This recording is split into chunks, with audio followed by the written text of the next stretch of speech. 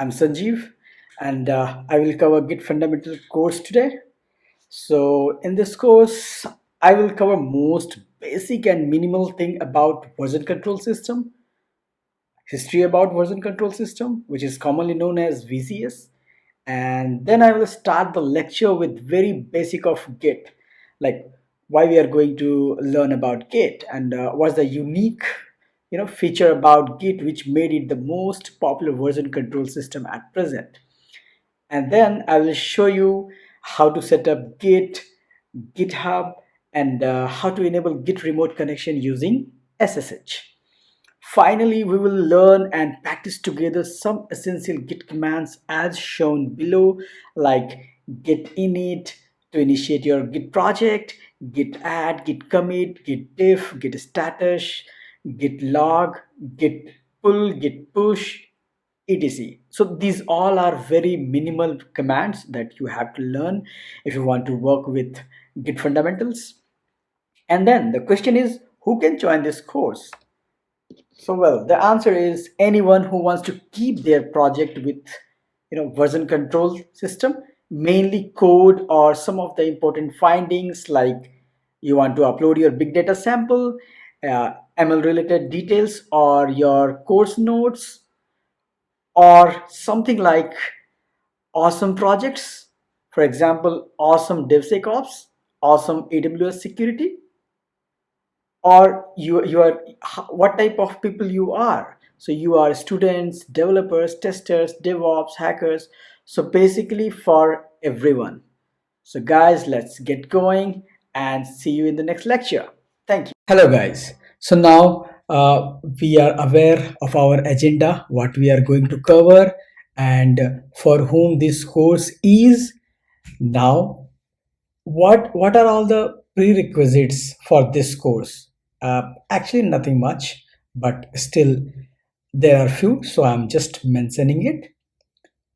So if you have an experience and if you have worked on terminal before in Windows or Linux or MacBook, then it should be fine.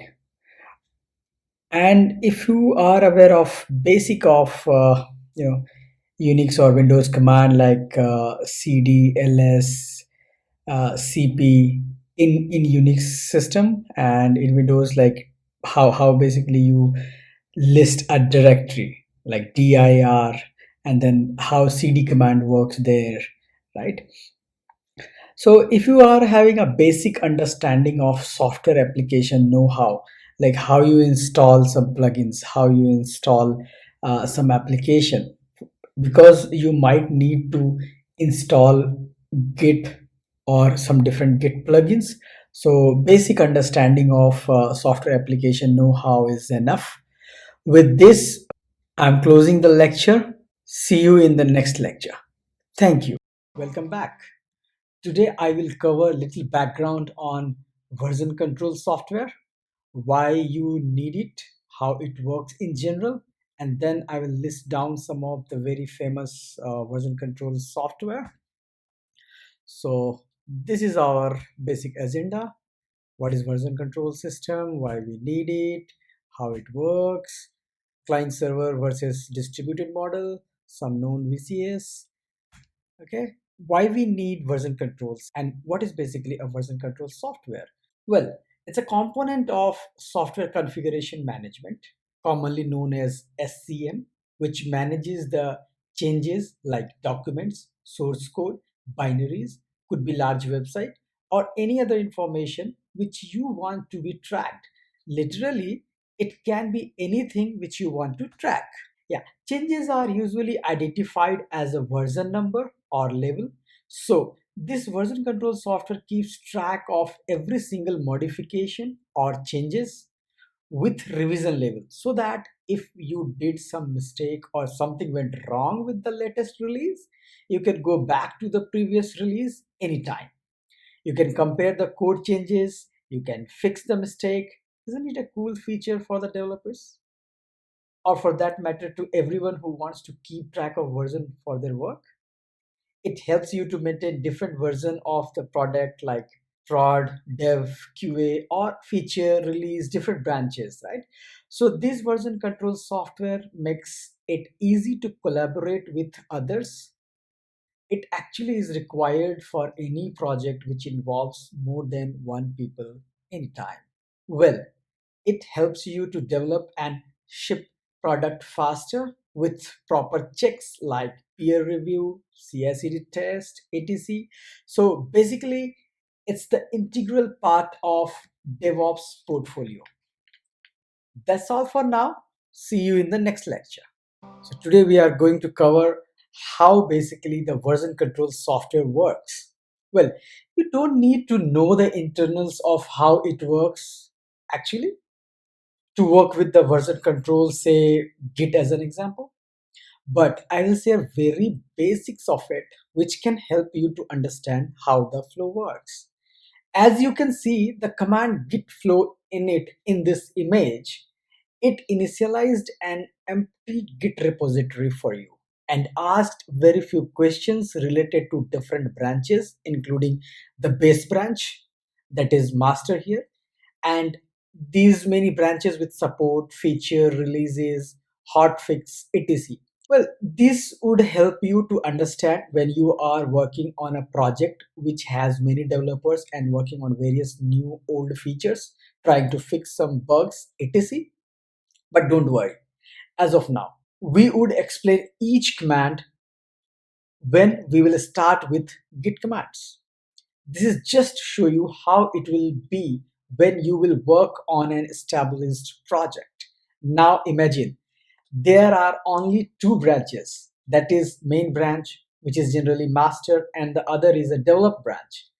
You would work on dev branch as shown here with the purple color, and then you will merge with the master, which is shown as, let's say, version 0.2 here. So whatever changes you have till this part, you are going to merge in the master branch, and then you continue to again work with your dev branch, and after a point of time you are again going to merge with your changes with your master, and so on. So this dev branch will go on. Well, this will help you when you are working on a single project or with a very less developers.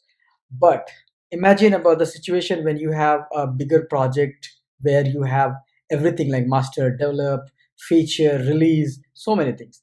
Well, again, don't worry about the terms like merge, branch, tag, etc. We will cover these in our course anyways. Now, don't get scared by seeing this complex image. It is nothing, just showing how a full-fledged project grows with a span of time. It will have not just dev and master branch as like we have seen in the previous image. Here, there will be many branches like release, hotfix, develop, right? And then what you are going to do here is, do you remember the git flow init which I showed you at the beginning? It was exactly the same, right? So it is just the illustration of that. Now see how it branches out from master, which is in this blue color, to hotfix, orange color, right? And then from master to dev as well, and dev to feature 1, maybe feature 2, at different span of development, and merging various stages back to master from here. And again, lots of changes we are doing, we are merging here, again we are going through some feature, and then this feature we are merging here. So till we are making sure like it is going to be a master ready for the production. So this is actually ready to ship at the production level. Well, that's it for now, guys. Hope you enjoyed the video. See you in the next video. Welcome back. Today we will cover the basic difference between client server version control software, which is also known as centralized version control software, versus distributed version control software, which is commonly known as DVCS. Well, in client server model, developers use a shared single repository, as you can see this image. So left side you see there is a centralized version control server where the whole history of this project exists, but locally you have only the latest project with the file. You don't have any history of the whole project, right? Whereas in distributed approach, each developer works directly with their own local repository and share the changes to remote as a separate state. So basically you can work offline with your repo and commit changes locally in distributed version control software. We would be working on Git, which is a popular example of this distributed approach. So in short, centralized CVS or CVCS history of changes remains at central server, and you have only the latest version of work and push the latest changes. Whereas in distributed control version software, everyone has a local snapshot of the entire project and act like you are the owner of the complete project. So even if main server crashes, you still have the full repository in your local machine. In CVCS, you need to contact server all the time to commit the changes. Also need to see, meanwhile, if someone has already pushed the changes to the same file. Merge conflict, right? Well, in DVCS or a distributed approach, you commit all your changes locally in a local repo and just check once with pull and then push to central repo. Well, it is very quick and easy, isn't it? CVS and SVN are very popular example of CVCS, whereas Git and Mercurial are the famous distributed version control software. That's it for this lecture, guys. Hope you enjoyed the video. See you in the next lecture. Hope you enjoyed the basics of version control software, what it is, how it works, what is the main difference between centralized versus distributed version control software so far. Well, it is the last lecture of this version control software basics lesson. So let's start with some known VCS. Well, I will cover only the very few, which is that's why I have written naming a very popular one only. So the first one is concurrent version system, which is commonly known as CVS, which was actually written in 1990s. It was written in C on Linux platform, and it was the part of GNU project. And the last stable release was in 2008. So you can imagine the hint is it is getting outdated, right? So you can see more about this in this URL. Now the next one is again the very famous one, Subversion, commonly known as SVN. Well, it was created by CollabNet in 2000. Now it's an Apache project, and it's again written in C, and it is actually the compatible successor of CVS. The latest version of SVN is October 2019. It means it is still in use, and the companies like Accenture, LinkedIn, Atmail, Codrus, etc. uses it. Here comes Mercurial. Well, I was using it in around 2010, so it was very famous by that time, and it is one of the example of distributed version control software. So it was created in 2005, mainly written in Python, but few C and Rust as well. But the latest version is very latest. It's April 2020, and the many companies basically uses it. The open source projects like Mozilla, Nginx, OpenJDK uses it. This is its URL.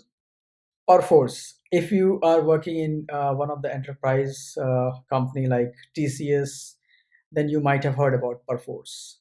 Amazon used it in early days, and Google uses still for Piper based on Perforce for private repo.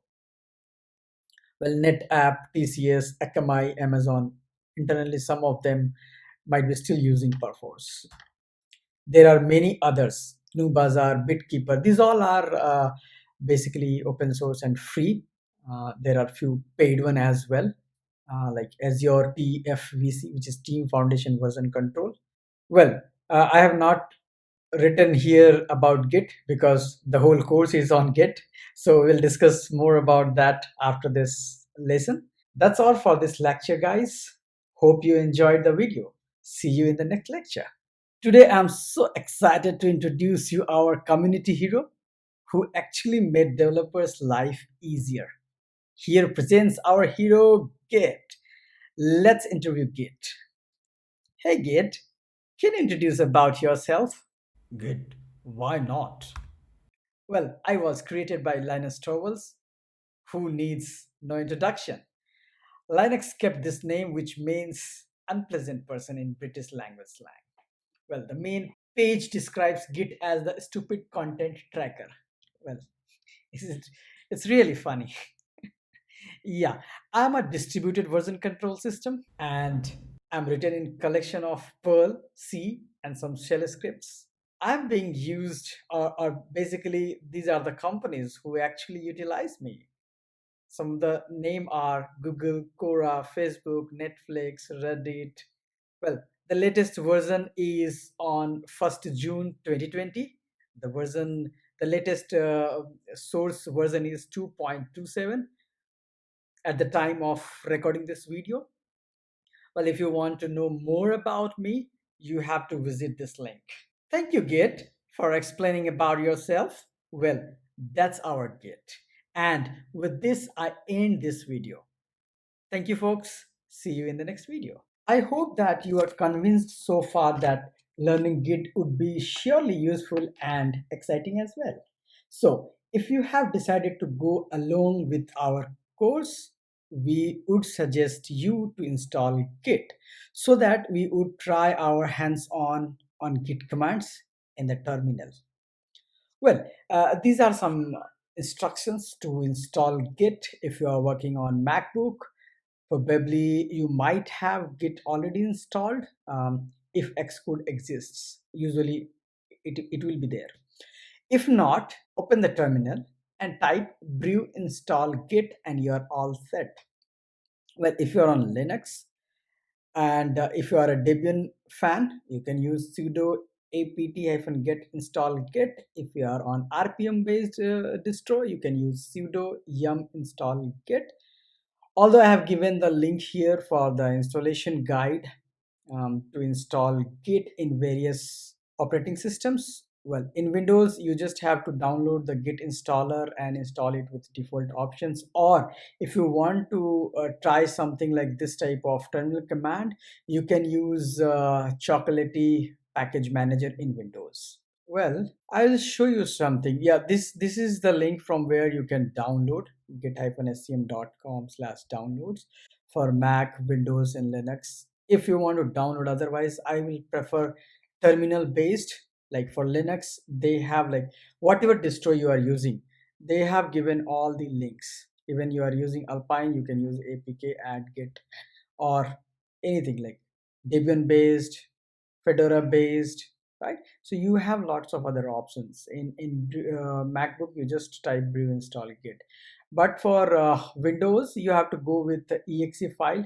You can see this 2.27, which is the latest one, which got released 2 days back, I think on 1st June. Yeah. So they will have two things, 32-bit version, 64-bit version. So you can choose any one of these based on your OS. And after this setup, you just follow the installation guide or you just do double click on it, go as default. You are good with that. But you should check with your terminal with the command like git hyphen hyphen version. So that's it for today, guys. See you in the next video. Thank you. Welcome back. So far, we have covered what is the history of version control system or software, and then client server versus distributed VCS, and some known VCS including Git. We have done about introduction to Git and how to install Git. Now, if you have any issues so far, feel free to comment or contact us. Well, today I will cover the introduction to GitHub and then I will walk through GitHub website. You might wonder why I am covering GitHub now. Rather, I should be covering Git commands at terminal first. right? Well, yes, you're right. But introducing GitHub would make more sense because by the time we will be ready to work with Git commands, our environment would be ready to deal with the remote repository, which we will create in GitHub. So commands like git clone, git pull, git push would be easier to follow if we have remote repo ready, which is for that we are using GitHub. Okay. So the why I'm covering GitHub? So because these are the very good features of GitHub and it's a popular one amongst developers. So it's your online code repository. It can be anything else as well, like Bitbucket, but we will cover GitHub. Now, you can use it for your all bug tracking. If you are working with lots of people, I mean, different teams on different modules, you can create a branch and you can work on that branch specifically. You can even manage the team through GitHub. You can manage the project, and you can even write an automation CI pipeline. Like once the code is being pushed, what should it do, right? And then it helps you in a secure development. You can do a better code review. Okay, so there are many more features. I'm covering only the important one here. You can read about GitHub features here. So that's all for today's lecture, guys. See you in the next lecture. Thank you. Now you know why I'm covering GitHub, why this course is on GitHub, and how it became a deadly combo with Git, right? So we have seen the minimal introduction to the GitHub. Now, in this lecture, we will see how to set up your GitHub account and the minimal walkthrough. I will show only, or I will walk you through only the important topics over there in your profile or in your repositories. The rest thing you can explore by yourself. So the first thing is, the first thing first, this is the website github.com. If you have not created your account there, basically you can create your account by choosing username, your email address, and choose the password. Sign up for GitHub. Now I have created already a GitHub account, so I will walk you through your the profile settings or the different features in your profile. So let's go through the profile features. Yeah, so this is my GitHub account and this is my profile with the user ID JCCS or J6, whichever way you want to pronounce. Yeah, so with this edit profile feature, you can change this, the location, the website, or any Twitter handle.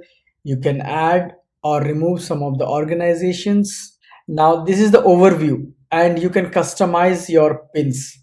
Like if you are having more than 6 repositories, you can choose which 6 repositories you want to show it here. If you are having less than that, that's fine. You can choose 2 or 3 or whatever you want. So and below you can see how much contribution you have done in GitHub repository in the last year or whatever the present month going on. Then you can see all of your repositories by clicking on this. If you are having any projects or you want to create a project, you can very well use this. But projects and packages are something that I will leave on you to explore. So we'll directly go to this profile drop down setting here. Now here you can see your profile, which you are seeing here is because of this. Now you can click on here to see your repositories. What are all the organizations you have joined, or you can create your own organizations. So the most important thing here is your settings. The rest thing you can explore anyways. So this is what your profile looks like, where you are changing all these things.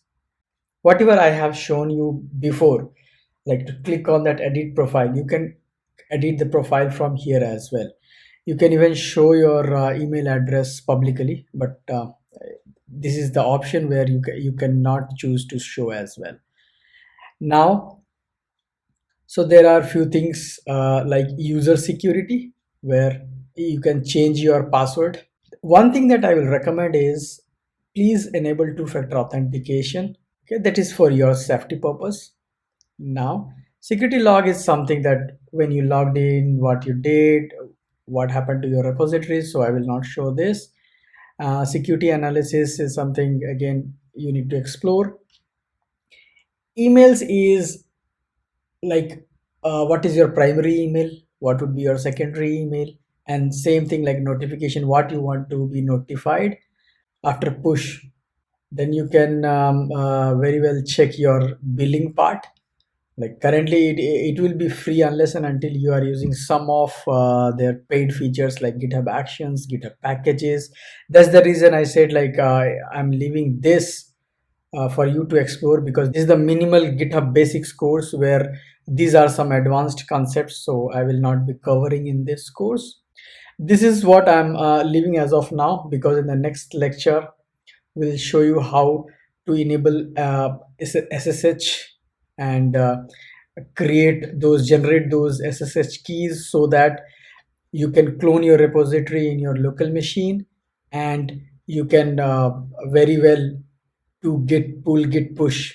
Then we have already seen repositories, this, and developer settings. If you are working with some of the GitHub features where you need an API features, you can use this. Again, this is something which is like an advanced concept, so I will not show it. So this is the overview of your profile, how it looks, what are all the features you have, what you can do with this settings. So that's all for this lecture. See you in the next lecture. Thank you. In the previous lecture, we have seen what are all the features or different settings are there for your profile. Now we will see what are all the options GitHub is providing for your repositories. Let's quickly go through your repository and different settings over your repository. Well, this was your overview page. So for this lecture, we will concentrate on repositories. We'll choose one repository to show you all the settings related to that repositories.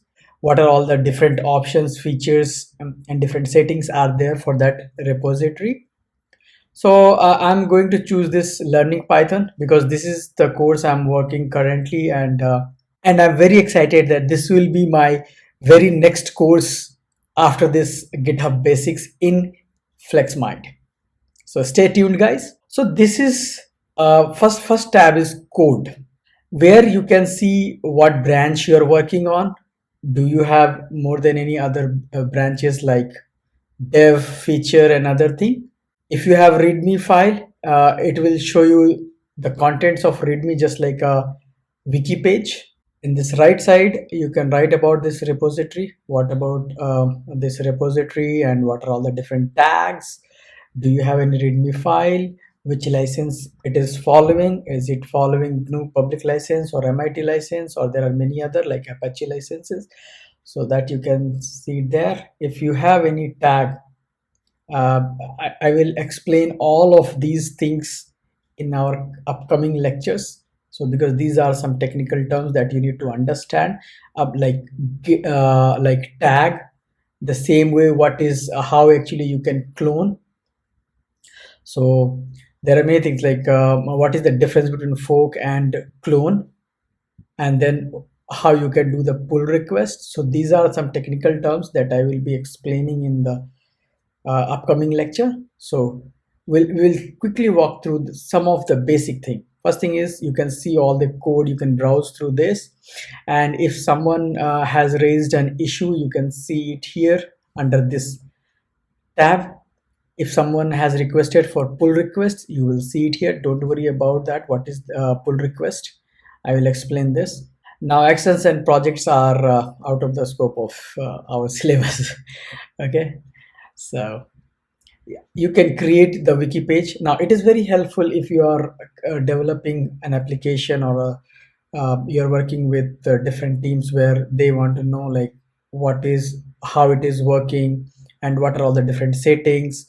how different modules are working, how you are doing the integration part. So you can basically create your knowledge base using this wiki option.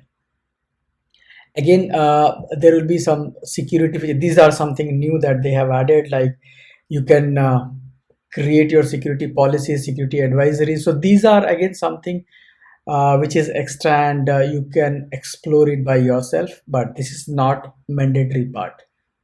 Like without knowing this also, it is fine to work with Git and GitHub. Insights is again like just analytics of your repository. So again, if you like some of the repositories in GitHub, you can choose, like you can click on that star, you can fork it, or if you want to search some of the repository, you can search something like this. Like let's say you want to search application security related thing, or you want to search for different uh, AWS labs, right?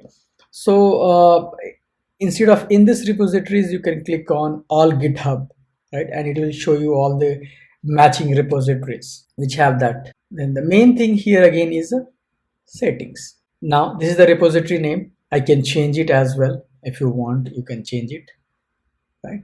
So there are different features, like again, you can choose which feature you want to show, which you don't want to show. Then how you are managing the access here, any security analysis part. Do you have any different branches? Do you want to be notified when someone pushes the code? Is there any integration part there? You can do that very well.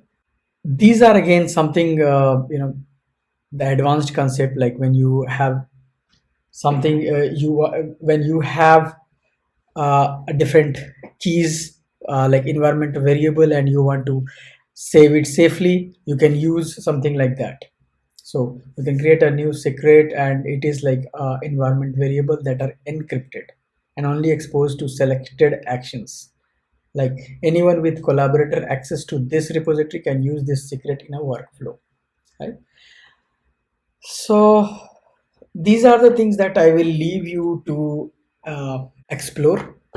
Well, there is not much here to explain. These are self-explanatory, and I would encourage you to go and explore each of these functions to understand GitHub website clearly. But for us, if you are aware of this page, it should be fine. And then when we will explain you, we can see more of the things, like about branches, about cloning thing, and different tags. This is the minimal that I wanted to show you about how it looks, how a repository looks in GitHub. So please go ahead and explore all the features that you think would be very important for your profile, for your project, or for your company's project, and come back. We'll see you later in the next lecture. Thank you. So we have gone through your profile and one of the repository, what are all the features and different settings are there. Now we'll go through the SSH setup for GitHub. Well, there are two ways to basically clone your repository from GitHub. One using HTTPS method and one is using SSH. I would prefer SSH method over HTTPS because you don't need to type username password every time when you are pulling or pushing the code. You can make it passwordless as well, or just a key phrase that you need to pass, and it will pull, it will push, it will do lots of things like that. For that you need SSH setup for GitHub. Now you will see that there is an option in GitHub under your profile settings where you can set the public key of your SSH settings in your local machine to GitHub account. Well, you just click on your profile and then go to settings and then go to SSH and GPG keys. As you can see, there is no SSH key. Now if you want to create a new SSH key, so you can either click on this But again, you need to type the title and you need to pass the public SSH key, which we will create and generate now. Okay, if you want to go over that guidelines, you can read those guidelines, you can create the same thing. We are going to do the same thing now in command line.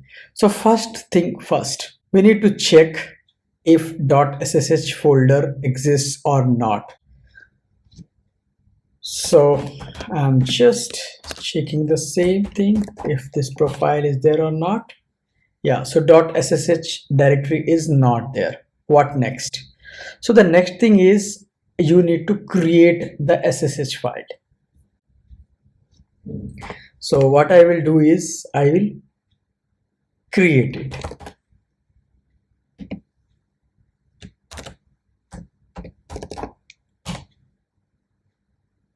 Now if I run the same command, yes, it's working. So now the file is there. What I need to do is I need to generate a new SSH key.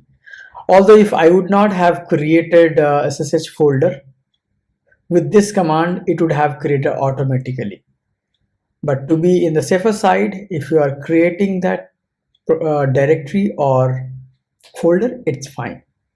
So now I'm just going to copy this command from here and then I will paste it the same thing here. I will remove this and I will write my Gmail ID associated with that GitHub account. Now generating public private SSH key. So now it is asking when you are generating a key pair, it is asking enter file in which to save the key.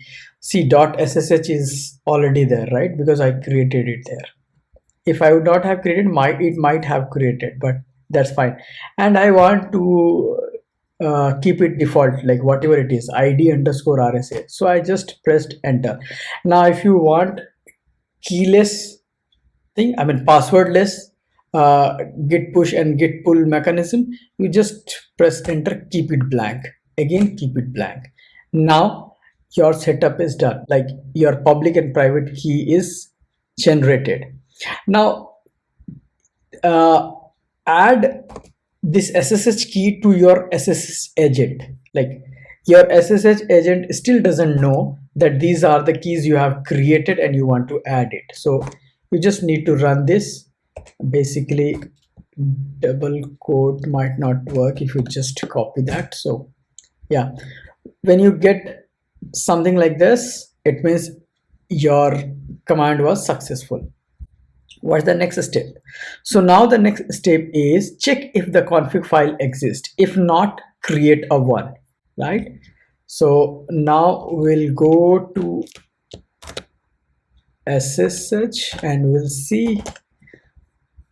No, there is no config file, but you see ID_RSA and ID_RSA.pub already got created. So this is your private key. Don't share with anyone. Don't even show it. This is your public key, which you need to copy in your GitHub account. But before doing that, there are a few more steps that we have to cover. Now you need to create a config file and you need to add this there so that your local machine, your SSH would know that which private key it has to match, right? You might have more than one public private key for different repositories, like one for your local one for your company and one for freelancing. You can have other thing, right?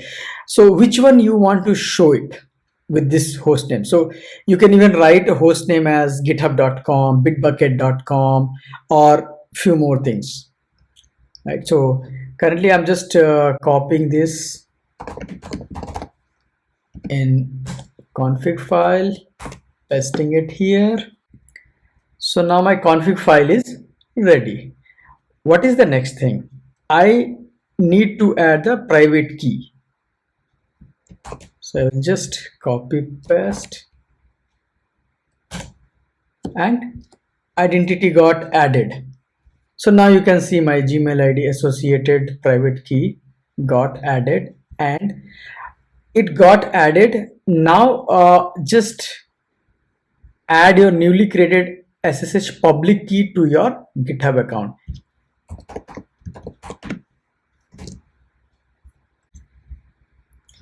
So I will do cat and id underscore rsa dot pub. Well, I'm exposing the even the public key, so I will delete all these settings. I will delete even this public private key. I will generate a new one, but just to show you how you need to create all these things, I'm showing you again. This is like just git or, and then press the public key here. Before that, I just wanted to show you one more thing. Let's say you are in a terminal, you're under the repository Git Basics for everyone, and you want to pull this, right? You want to pull something from this remote repositories. Well, as we have created the SSH key, so it is asking you want to continue with this GitHub account or not, right? So if I press yes, permanently added in known host, right? But you will see like there will be permission denied because I created the SSH key here. Even it is a private key, public key is there, right? And this machine doesn't know that GitHub is allowed to perform this operation. So this public key that you created, id underscore rsa dot pub, has to be published there, right? As I'm doing now. Now, if I click on this, if I have added it now, if I run the same command as this host, when you run first time, you will get this one. Once you say yes, you will not get at the second time. So if I enter now, you see it pulled and it's saying already up to date. It didn't ask even the password because while setting up our SSH key, we made it blank, right? So this is like passwordless GitHub operation over your remote repository, which is in GitHub. So this is the minimal setting that you would have to do to make sure that you are working on some GitHub remote repository and you are able to do pull and push command through this terminal, right? So that's all for this lecture, guys. Now we are done with all the boring theory part, which were important and actually mandatory to go ahead with your Git commands. So now I assume you are already having Git in your machine installed, and you have created a GitHub account. You have done this SSH setup with that so that you can clone the repository in your local machine. Don't worry about cloning part. Once we will start showing those things, those commands, then we'll show you in detail. So that's all for this lecture, guys. Join me in the next lecture. Thank you. Welcome back again. Well, we are done with all the basics of version control software. We learned all the theory part, what it is, why it is, how it is. So all these things are done. So all these things are done. Now we are going towards the practical approach of Git.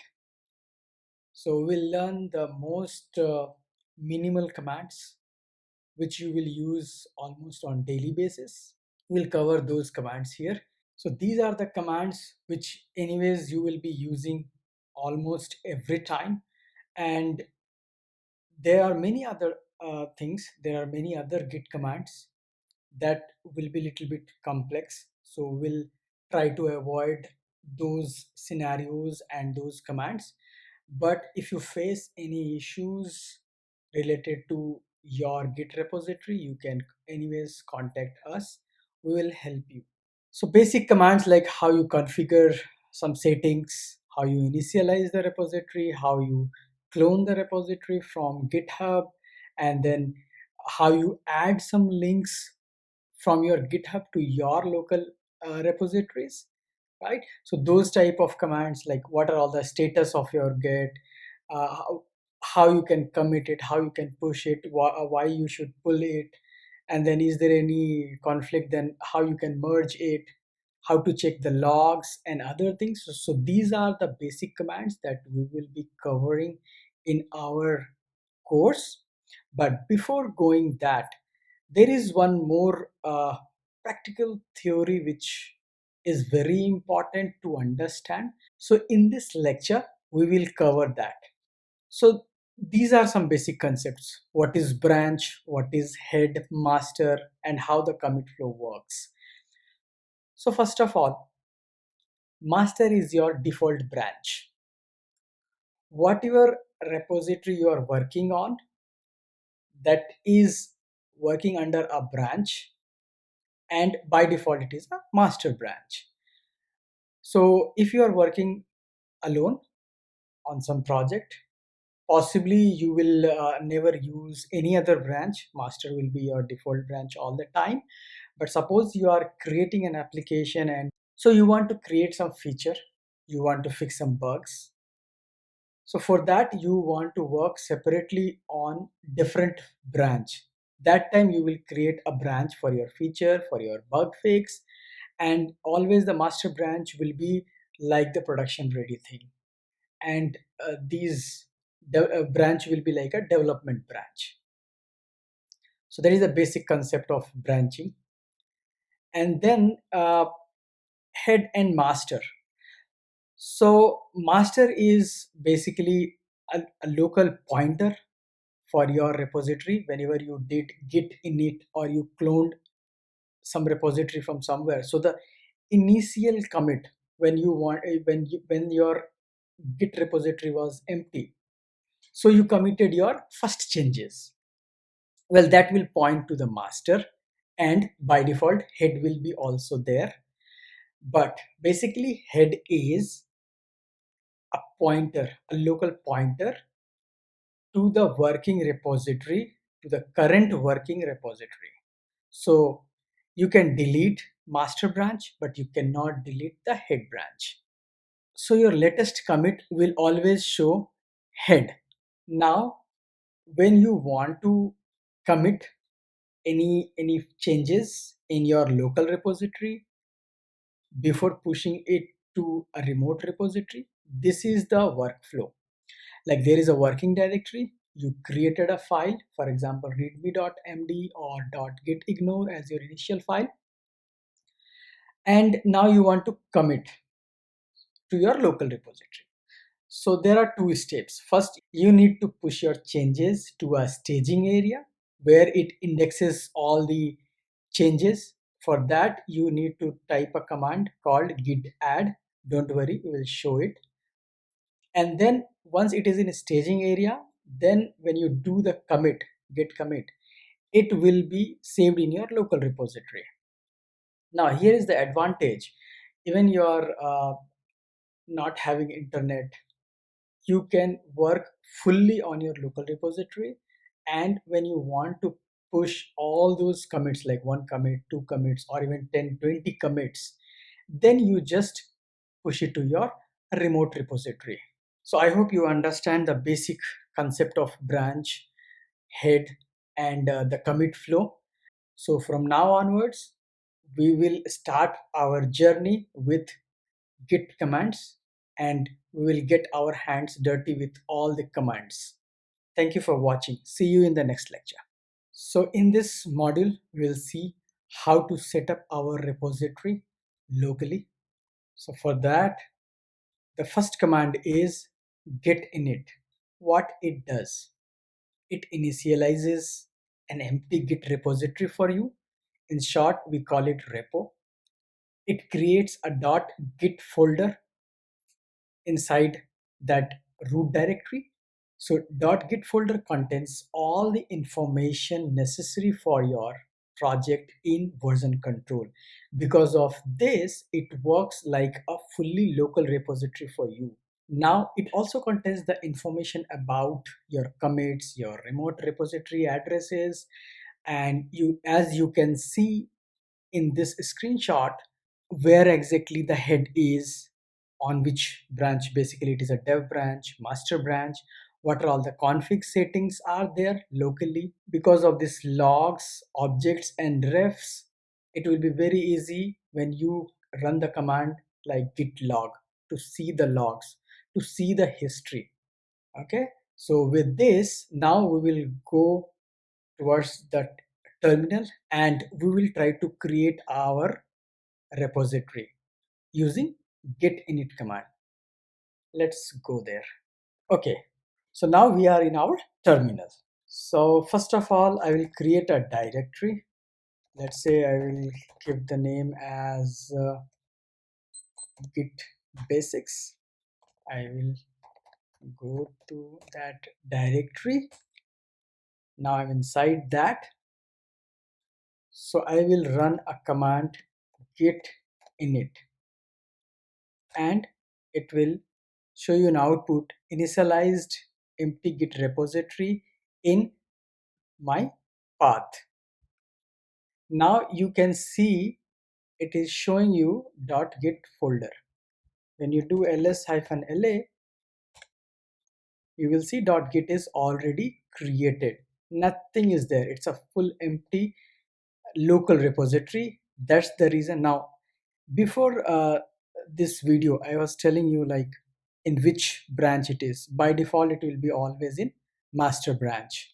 So you can go to cd.git, you can do ls. Now you can check where is your head is. You will see it is showing on the master because you are in master branch. So tomorrow if you are on dev branch or feature branch, it will show there. So this is a fully working local repository ready for you. You can now add more files and then you can commit. We will see those things in our next lecture. Thanks for watching. See you in the next video. Well, we have already initialized our local repository using git init command. Now the next command is git config. So what it does? So well, it helps you in setting up your environment configuration.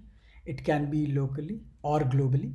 When you create, when you create any configuration changes, you can do using git config command. And these are some common commands, like you can list down all the configurations settings. You can even check what username you have created using this command.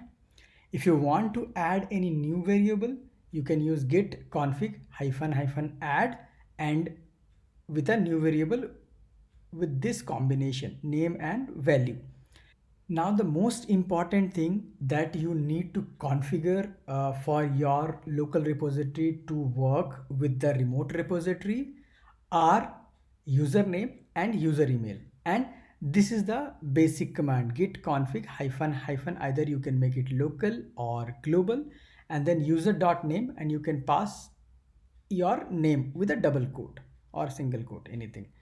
The same thing you can do for your email ID. You can make it local, you can make it global.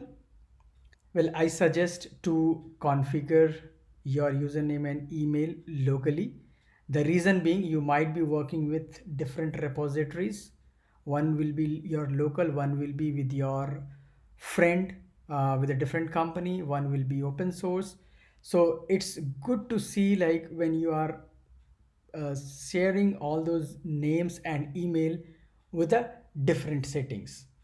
Like for your personal, you might be using Gmail. For any freelance work, you might be using different email ID, different name. So you can use it locally for each repository. When you do it globally, if you are having more than one project in your local machine, that configuration setting will be working with all those repositories. So which I just try to avoid. So I would recommend to set git config hyphen hyphen local with your username and user dot email. Be ready with your git init and git config, so that now we will add some file and we will try to commit it. So now you have initialized your repository using git command. You have configured your username and email using git config command. Now we will see the importance of .gitignore and why I suggest you to create this file at the beginning of your project is just to think about there are some files that you don't want to commit, you want to ignore.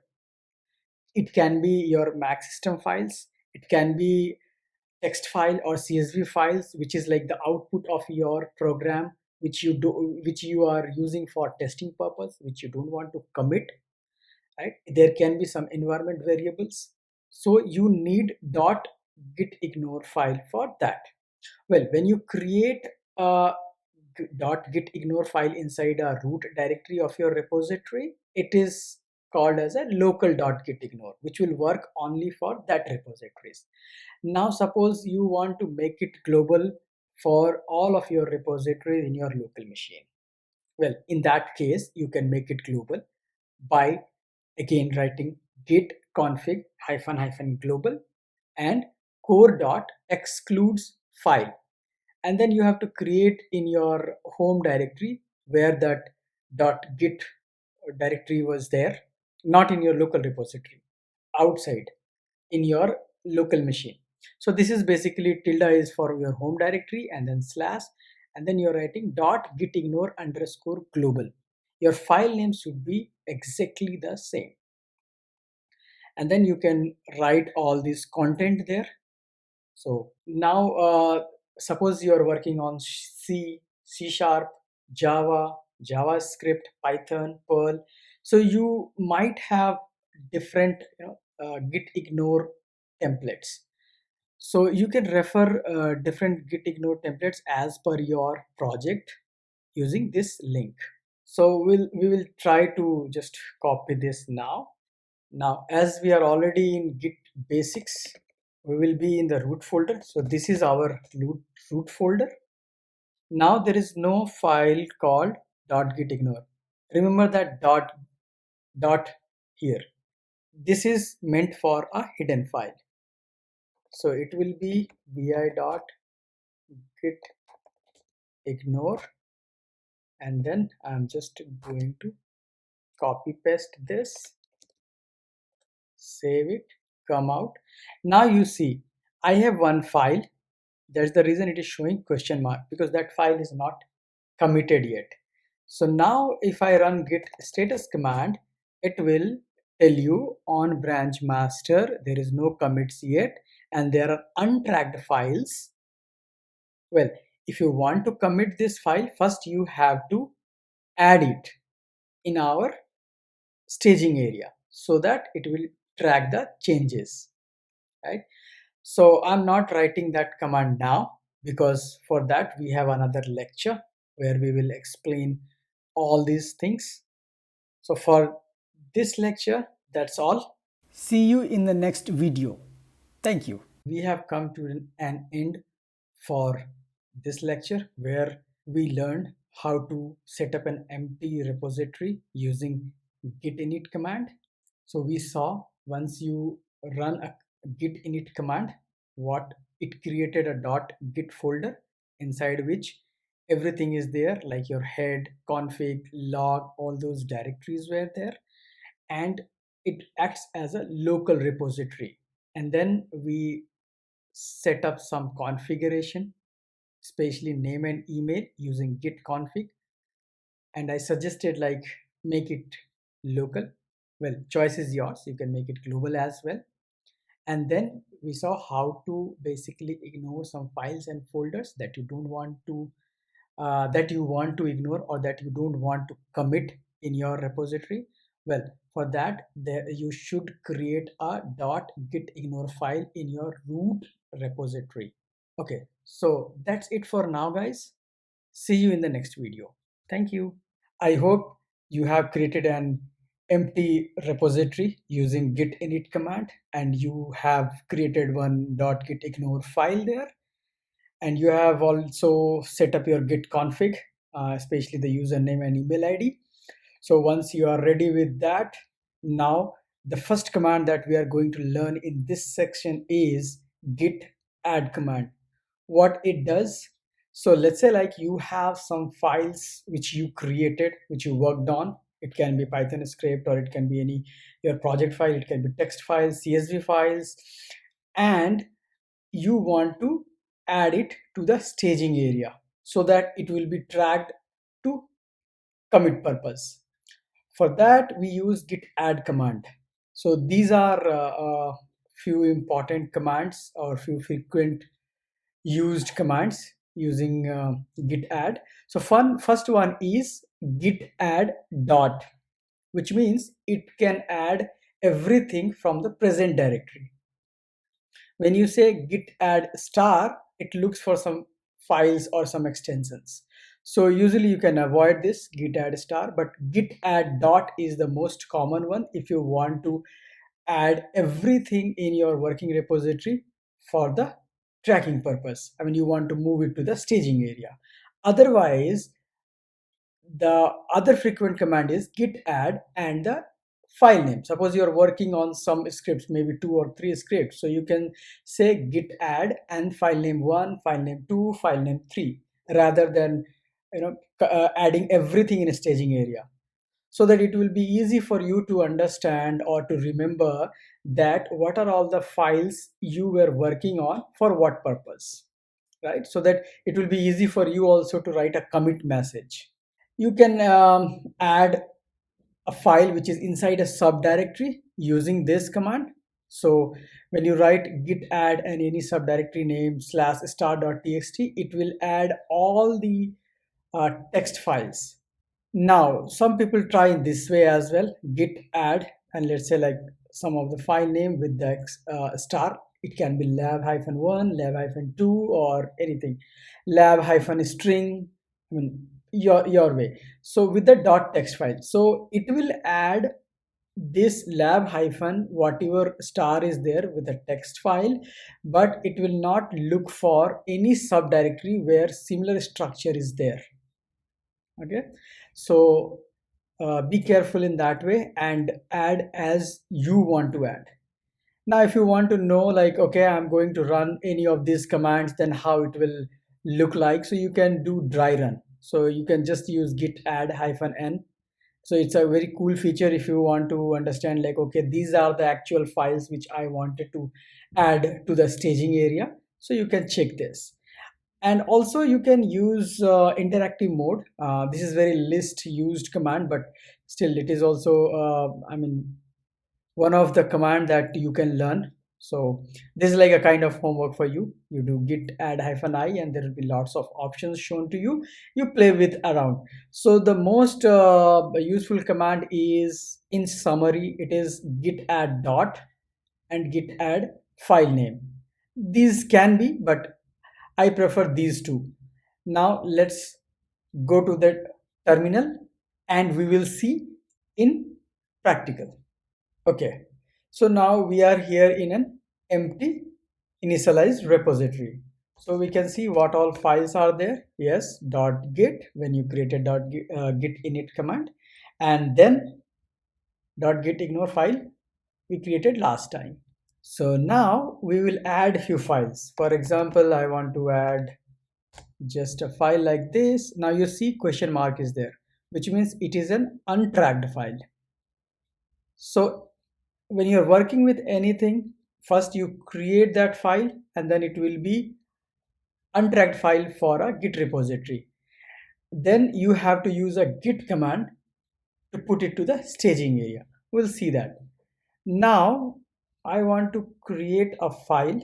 Let's say I will create hello.py file, and I'm just writing few lines there.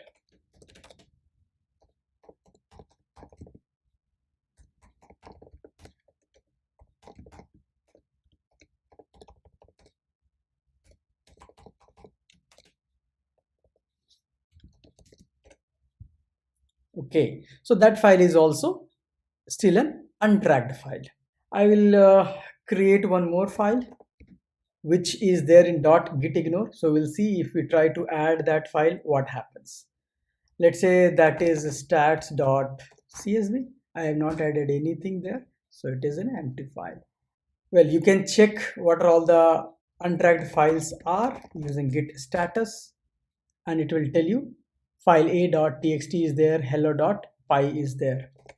Now you saw even stats.csv file is there, but it is not being shown as an untracked file because we have written in .gitignore to ignore anything which is a CSV file. Okay, so that's the reason it is not showing here.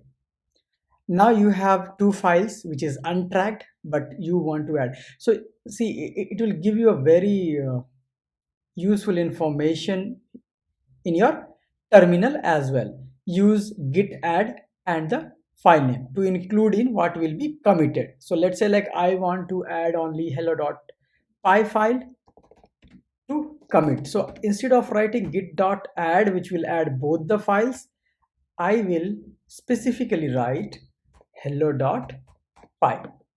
So now I have added it. Now you see it changes the color. Now one file is for untracked purpose and one file is there which is in the staging area and ready to commit. Now if we check git status command, it will tell you like changes to be committed, which means this file is already in stage. Now it is also telling you if you want to unstage it, like by mistake you staged it, so you can use git store -- staged.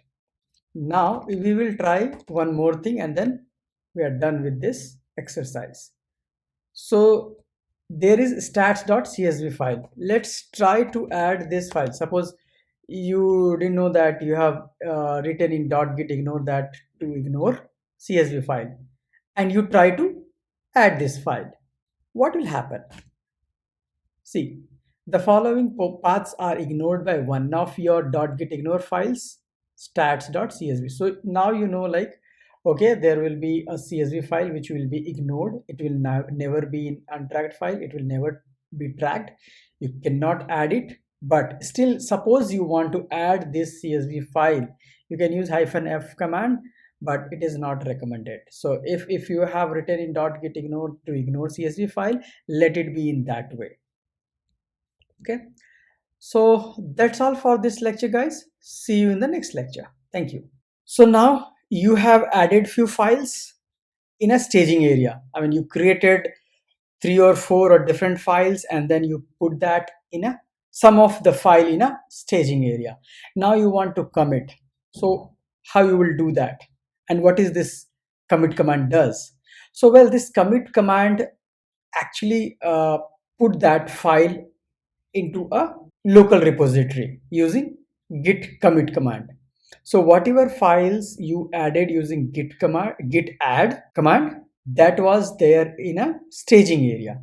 Now you cannot push it to the remote repository unless and until you commit that. Then your local git repository will know that these are the committed files and ready to be pushed somewhere. So it is like a final product you are having, right? So you can either use git commit command. When you do git commit, it will open up your favorite editor and then you can write the message there. If you want to avoid that, you can write git commit -m and the commit message. Now you are in hurry and you want to do two commands, git add some file and then same file you want to commit also, right? So instead of writing git add file name and then git commit -m with the commit message for that file name, you can directly write git commit -am. So it's a shortcut for those two commands. We'll see that as well. Now, just like in git add, we had a dry run command, git add -n, if you remember. So here also you have for dry run, git commit -dry run. Okay, so the most common command that we use is git commit -m or git commit -am when you are sure like there is only one or two files, and these are the only files which is in a staging area, and these are the only files you are going to commit. So you can do two commands at one time. Now let's say like you committed something and you forgot that there should be few more contents in that file, right? So you want to commit that, but you don't want to be a different commit. So you want to edit the same past commit message, and you want this file to be added to that commit. You can use git commit -amend. Okay, we will see this as an example through terminal. Okay, so we are in terminal now. Now there are few files which are untracked. These are few files which is already into the staging area, and we want to commit that file. What I will do is I will just write git commit, and if I just type this, it will open me my favorite editor. Now here there are few things. On branch master, these are the file which will be committed. So changes to be committed is new file hello.py. So when I run this command, if I write like here adding first script and come back, so it will tell you in a master branch, this is a commit object or commit ID with the first 7 digit. Actually it's a SHA-1 format. So it's a very long, but it will show you in a short format. So now there is one file changed, and there were 3 lines insertion there. Okay, hello.py. Now still there is one file which is untracked, but it's a green, means it's ready to be pushed. So the file that you had got committed. Now if I run git status, I can again see on branch master, these are the only untracked file, and now it is not talking about hello.py because it got committed. Now I will change few things here.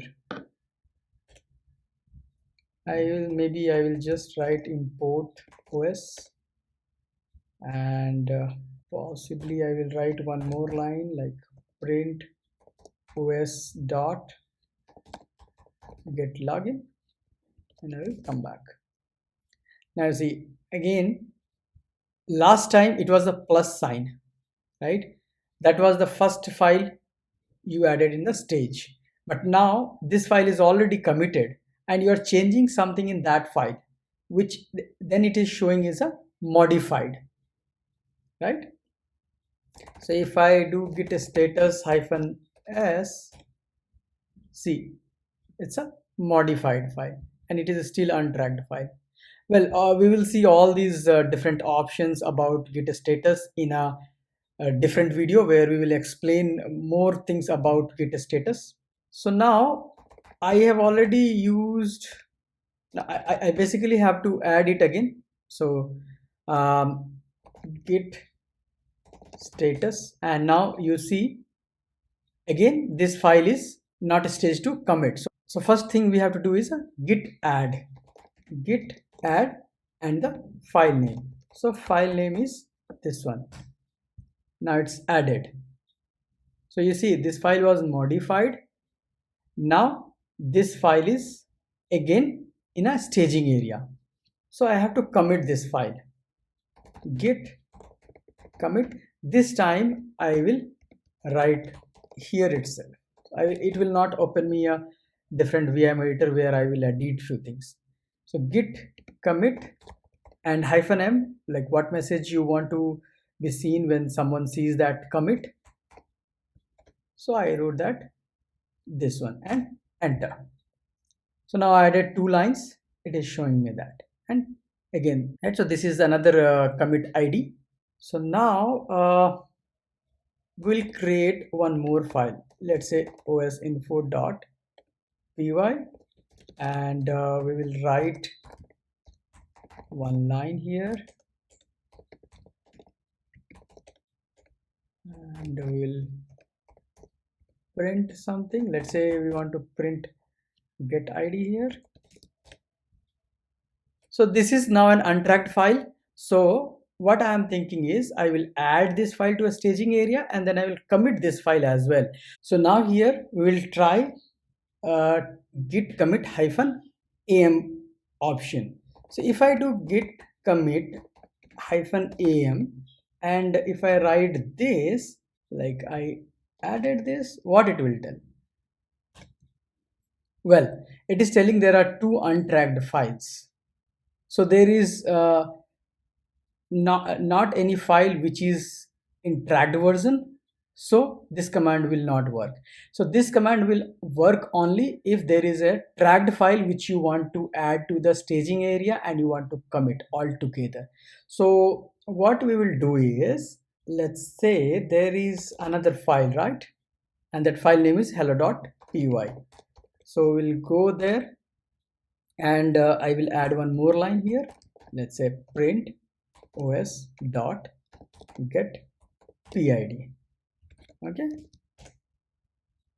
now you see question mark for these two files. So these are untracked file and there is one modified file. Now there is a modified file but this is a tracked file.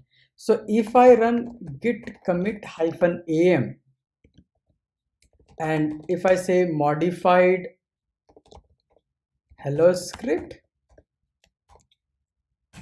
this command will work. So now instead of doing git add hello.py and then git commit hyphen m and writing modified hello script, I have written in a single command git commit hyphen am modified hello script. Now the only caveat here is it will work only on the tracked files. If you are writing a file first time which is untracked one, then you have to first do git add and git commit. For the next time, if you do any kind of changes in that file, that time you can save some time by writing this command to avoid to write two different commands. Okay, so that's all for git commit command, guys. See you in the next lecture. Thank you. Now you know how to add few files to the staging area and how to commit that file using git add command and git commit command with different options. And you have seen, like I was explaining about git status, few of the things I explained in my previous lectures, and this lecture is dedicated to git status only. So we'll see what it does. Well, it displays the status of your working repository and about the staging area. So it is very meaningful when you type git status and it will tell you what are all the untracked file, what are all the files you need to add. And even if you want to add it for staging, if you have already added it, you want to unstage it, you want to commit it, all those, even the command option will be given, so which is very helpful. Okay, so this is the most frequent command that you will use all the time. Whenever you do any kind of edit, commit or any changes, you will try to see like what is the status of your repository, what is the status of different files. Okay, so the most used command in this is git status. By default it is long, meaningful, so you don't need to type hyphen hyphen long. Okay, if you want only one line to know about that status, you can type git status hyphen s, which is a short version. And now you want to know in which branch you are and what is the status of that branch. Although git status will show also in which branch you are, but you can, this is the also option there, so I'm showing it, git status hyphen v. Now there will be a places where you will have a stashed file. Now I will again explain in my next video what is the stashed file and what is the command for that. But if there is a stashed file, let's say there are few stashed files, so how you will know the status of that stashed file? Using git status command. So you have to type git status hyphen hyphen show stash. So when I will explain about stash command, that time we will use this command. Now there are few more commands. If you want to explore those commands, you can free to type git status hyphen hyphen help, which will show you all the explanations, right? Now let's move to the terminal and see how it works. Well, we are in the terminal now. So what I will try is git status, and to understand how the help command works, it will open me a Git manual about Git status. So you can read all those different commands, right? But I'm not going to cover that. So now you want to know what are all the different commands are there which you can use, but you don't want to go via hyphen help method. So what you can say is help me. I mean, just I'm giving any random text you give, which is not an option for Git status. So it will show you in the sort format. Like, okay, this is the Git status command, and these are the used options. Like you can use show stash, you can see the branch information, you can get the status concisely. If you want more verbose, you can be more verbose. So now we will see git status -v, git status -s, and a normal git status. So I will do git status -s. So it simply says that there are two files which are untracked, isn't it? Now I will add file, no, I will add this OS info. Okay, and now again I will go, we'll see. So now it is telling that this file is added. You can see this file got added, still not committed. Once you commit and you modify anything in this os info.py file, it will become M. And for some purpose, if you delete any file, it will become D. So there are those options: A for like again added, M is modified, D is deleted. Okay, question mark means it's untracked one. So now I will see more about verbose mode. Okay, so in verbose you can see it is telling you in which branch you are, which it was not telling you with this command. So now you know in which branch you are, what are all the files which is in staging area and needs to be committed, and what are all the files which are in untracked file, what you can do. So it is telling you if it is already committed, you can use this command git commit, and or if you want to unstage it, there is a command called git restore --- staged file. Okay, and if it is an untracked file, you can use it. So basically this is very helpful to tell you like which are all the commands available there and what you can do with this. Now with -v mode, this is showing something extra. So it is showing you the diff command, like what are all the different files. So here there is a file, let's say called os info.py was added.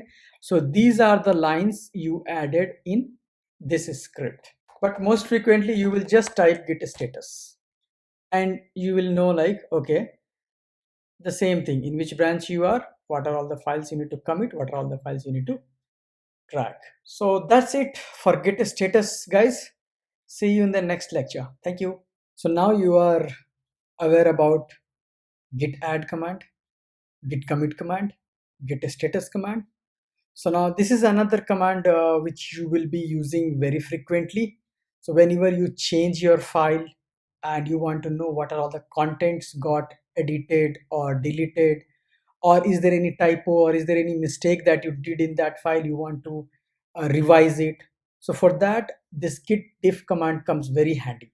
Now it differentiates the content with your last commit in a local repository, right? So again, in this git diff also, these are the first two are very frequent command, git diff or git diff with the file name. So the other commands you can run, but these are the commands we hardly run, and these two top commands we most of the time run. So we will see in example few of these examples in terminal, and few of them you can take it as your homework. Well, there is one thing which I wanted to show as well is like if there is any staged changes with the local repository, like the file is in staging area and it is not committed and you have modified that file. So that time if you want to see those type of changes, you can use git diff -cached and the file name. Although git diff file name will show you that as well, but specifically if you want to see only the changes to the staged files, then you can use this command. And if you are working on different branches for the same file and you want to compare that what are all the content got changed in branch as compared to your base branch, which is a master, then you can run this command. So these are the commands which you will run sometime, but these two are the commands which you will run most of the time.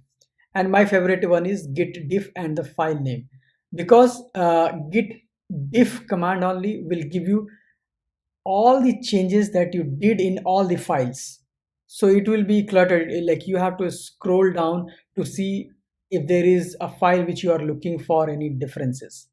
So rather you can directly type git diff and the file name. Well, we'll go to the terminal and we will see in the example. Well, we are in the terminal now. So first we will see if there is any diff or not. Git diff, yes, there are few changes already there, right?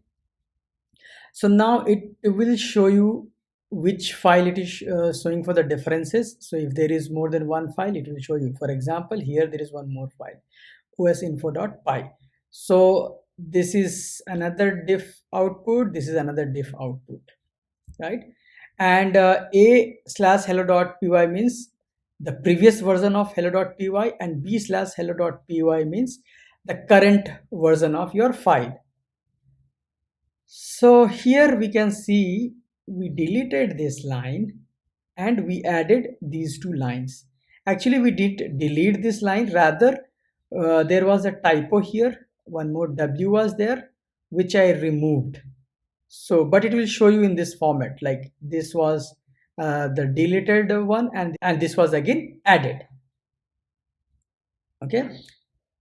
Now, I want to see if there is any staged file. So, well, changes not staged for commit.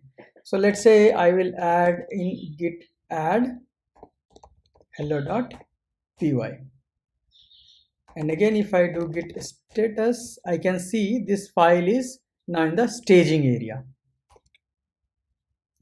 Now if I do any changes in this file, for example, I will write osinfo and added it.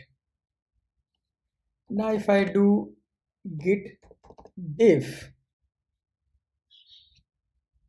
well, you can see this time, last time we saw when it was untracked that these were the modified file, right? I mean, we changed something here, we added this one. So now this is the second version of that. So now this is comparing with the latest changes which I did with the just previous changes where I added these files.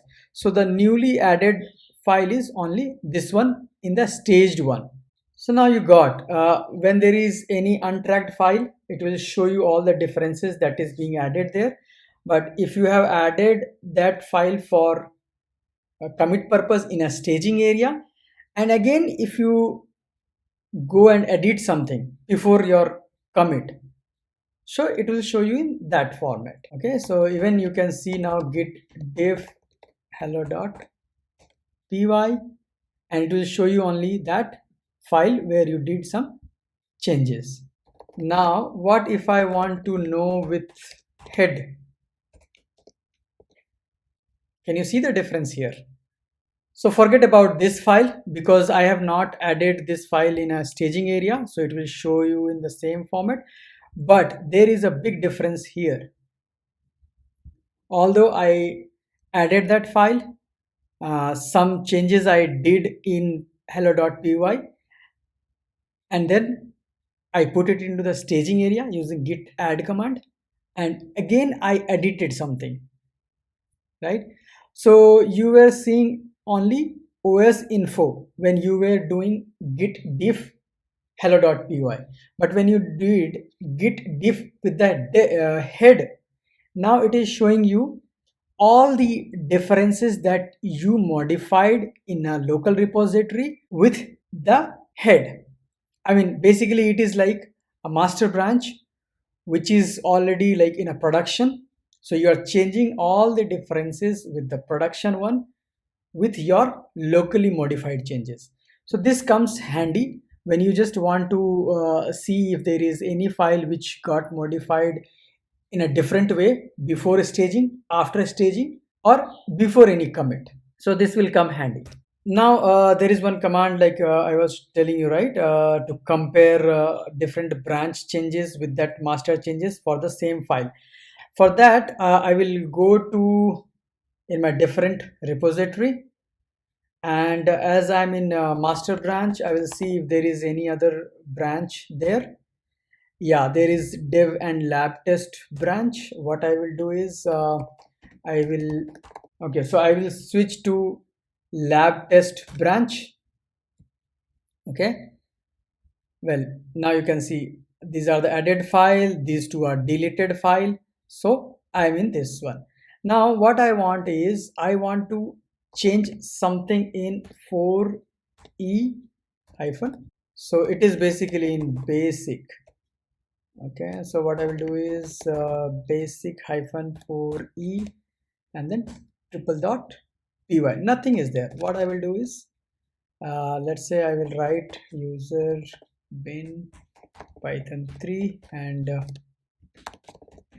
this tutorial is for triples examples. Now I am adding this file. I will add specifically this file rather than adding any other file by mistake. Well, I have changed something in tuples file, and these changes are not there in master. So what I will do is I will commit here.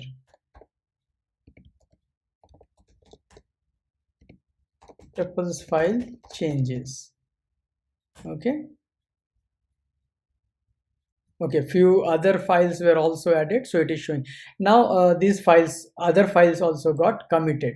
So if you wanted to avoid all the different changes, so you could have written git commit and the file name like basic/4e hyphen tuples dot py. Okay, so now I will switch to master branch. So now you want to see what are all the changes you did in some of the files in lab test branch as compared to the master branch. So we can do two things: git diff lab test, and we can just type this.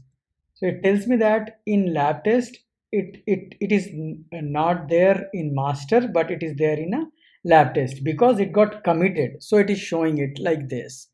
And these are the three files was added actually in the lab test branch, which is missing from the master branch. So these minus means it not got deleted, it is like a missing from the master branch because you are comparing here your master branch with the lab test. So your lab test has these extra lines there. Now you are okay with this line, but here you can see like, okay, this line should not be there, for example. So you can go to that branch and you can change it. Now I want to be very specific even with that file name. For example, in lab test, I want to tell you to go directly there and check it. It is showing like this is an ambiguous argument because it is thinking like this is again an argument, not a file name. So if you want to separate that file name, so this is very handy. I mean, it tells you that use hyphen hyphen to separate paths from revision like this, which means git diff lab test.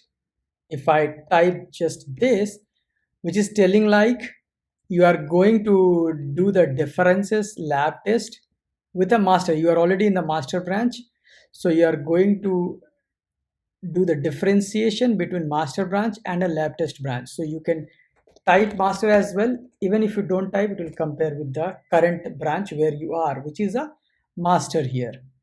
And hyphen hyphen is now telling that I'm separating this and this is the file name. So enter. Now this is missing from my master branch. Okay, well, now if you do the same thing with lab test, So you are in a lab test and now you want to do git diff with master branch, right? Now you see there you saw a minus minus, which means master was missing this. And now if you compare in just reverse way, like you are inside a lab test and you are comparing with the master, then it is telling that in lab test you have added these lines. So green with plus. Hope it clears about all the git diff different options. So if you have any questions so far, please contact us. So thank you for watching, guys. See you in the next lecture. So now you have seen all the frequent and important commands like git add, git commit, git status, and git diff, which you will be using most of the times on a daily basis. But now there is a situation like you have some changes, like it's an untracked file and so, something you have added to the staging area but you have not committed, and there are few files which were there in a staging area and then also you modified that file. So you have a kind of all the uncommitted works, I can say. But your manager came up and said like hey, there is one feature on which we have to work urgently, and now whatever changes you have in your local repository, you have to stash away, you have to keep it somewhere else so that you can work on that important feature. You can commit those features, newly added features, and you can make your manager happy and then you can come back, you can work with your changes. Now imagine if there is no git stash command, how it will be.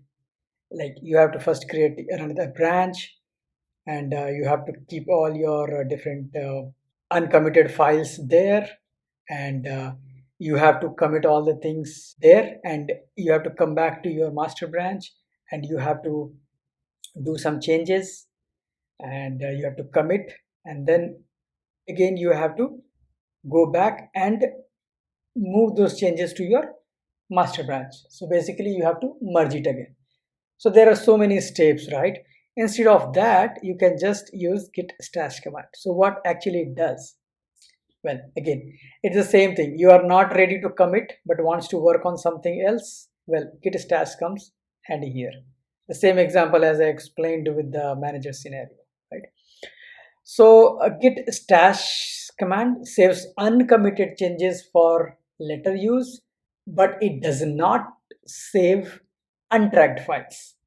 So if you want to save untracked file, you can use git stash -u. But if you want to include everything, like including even your ignore files, like there are few files like CSV files which is already in .gitignore, but still you want to keep it in your stashed area. So you can use git stash -a. So you can imagine is like git stash will have only the uncommitted changes for later use. Git stash -u will have uncommitted changes plus untracked files. When git stash -a will have uncommitted changes, untracked file changes, and ignore file as well. Well, this was when you're keeping it aside and you're working on something, you're done with your new work and you want to come back with your previous changes. So what you will do, how you will get it back? Well, you can use git stash pop.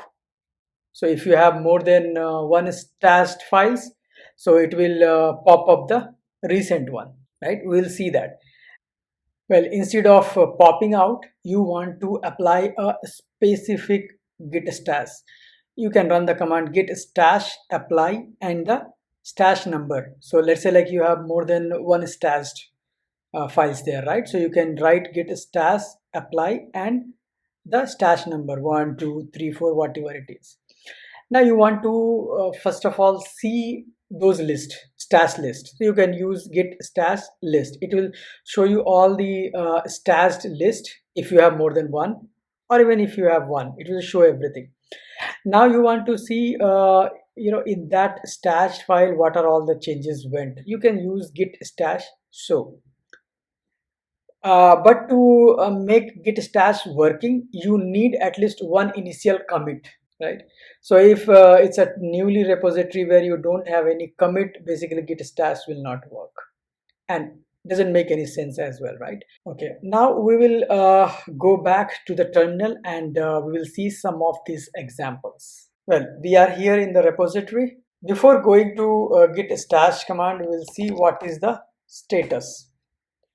You can see you are in a branch master, you are ahead of one commit from the repository branch, and there are few files you have put it in a staged area but not committed, and there is one file which is in a staged area but you have modified as well. So you can see this same file here. It means after adding this file in a stage area, I have modified again. This kind of scenarios may come, right? And there are some untracked file. So these are a kind of thing, and now when your manager will come up and will say like, okay, work on different feature, and by that time you have to put it somewhere, right? Save it in the same format, in the same state, so that you can later work on this. So you can use git stash command. Well, all these things without using git status command, I could have seen from here as well. Like this arrow one means, okay, my local repository is one commit ahead than my remote repository. Question mark means there is some untracked file. This dot means there is some file in a staging area and I have modified. And plus means there are few files in a staging area needs to be committed. So 1 2 3 4, here you can see 1 2 3 and this line 4. So all these 4 I can see in a different icon. On branch master I can see directly from here. Okay, so I will type git stash command. I don't know anything else, so I will just type this. Saved your work somewhere else, right? So now this is stash 1, but I can still see there is some untracked file which I wanted to save it as well. So now I will do git stash -u. It will save first and second as well. So now you can see in this one question mark is gone and it is green now. This was also green, but untracked file was also there which I wanted to keep it. What about if there would be any ignored file like a CSV file? What could have happened? Okay, so I have added to ignore CSV file in .gitignore. So if you see, the file is there with the CSV exp.csv, but if you check git status, there is nothing in here. So it is not a tracked one, it is being ignored. But you want to keep this file as well when you are stashing. So what you can do is git stash. You have seen -u option, and without any option, this time I will do git stash a. Now it's green. It means it has this 4 stashed lists are there. How I can see that? Git stash list. So I have 4 different in a same master branch, but I have 4 different stashed files, right? Different stages. Now, do you remember I was telling you like with git status also you can see the stashed file. So you see the difference between these two. This is the same one which you get from status because you ran the git status here as well. Now you just typed --show stash. So it is just telling you there are 4 stash entries, right? You cannot know more than that from git status command. So you need git stash command for that, which I have seen with the list. 4 list you have already seen. Now we will see with the show command. So it is like there is no changes in any other file. There is only changes in .gitignore file, right? So now you came to know about even the changes. So if I want to pop out this 4th one, so before that we'll see git stash list 0 1 2 3 are there. So being 3 be the latest one, So if I do git stash pop, you can see .gitignore file which I changed, right, and which was not staged for commit, right? So it is showing it this way. What is this? Git stash list. You can see 0, 1, 2. The third one is gone. So it is like last in, first out. But what if I want to apply something directly instead of git stash and telling the pop? I can do git stash and apply, and I want to apply the 0. Your local changes to the following files would be overwritten by merge .gitignore. Please commit your changes or stash them before you merge. So aborting, which means I have changed something later than stash number 0. As you have seen, like after stash 3, I changed something in .gitignore, I added .gitignore file, and then those changes were there in stash number 4, not in stash number 1. So that's why you are getting a error here, and it is aborting, which is a good thing, right? So by mistake you don't want to remove some of your work. As this third one was having another changes which you should not have done, but I have done. So what I need to do again, if you want to come back like this, you have to first do, okay, now you can do git stash pop again, which is still green, right?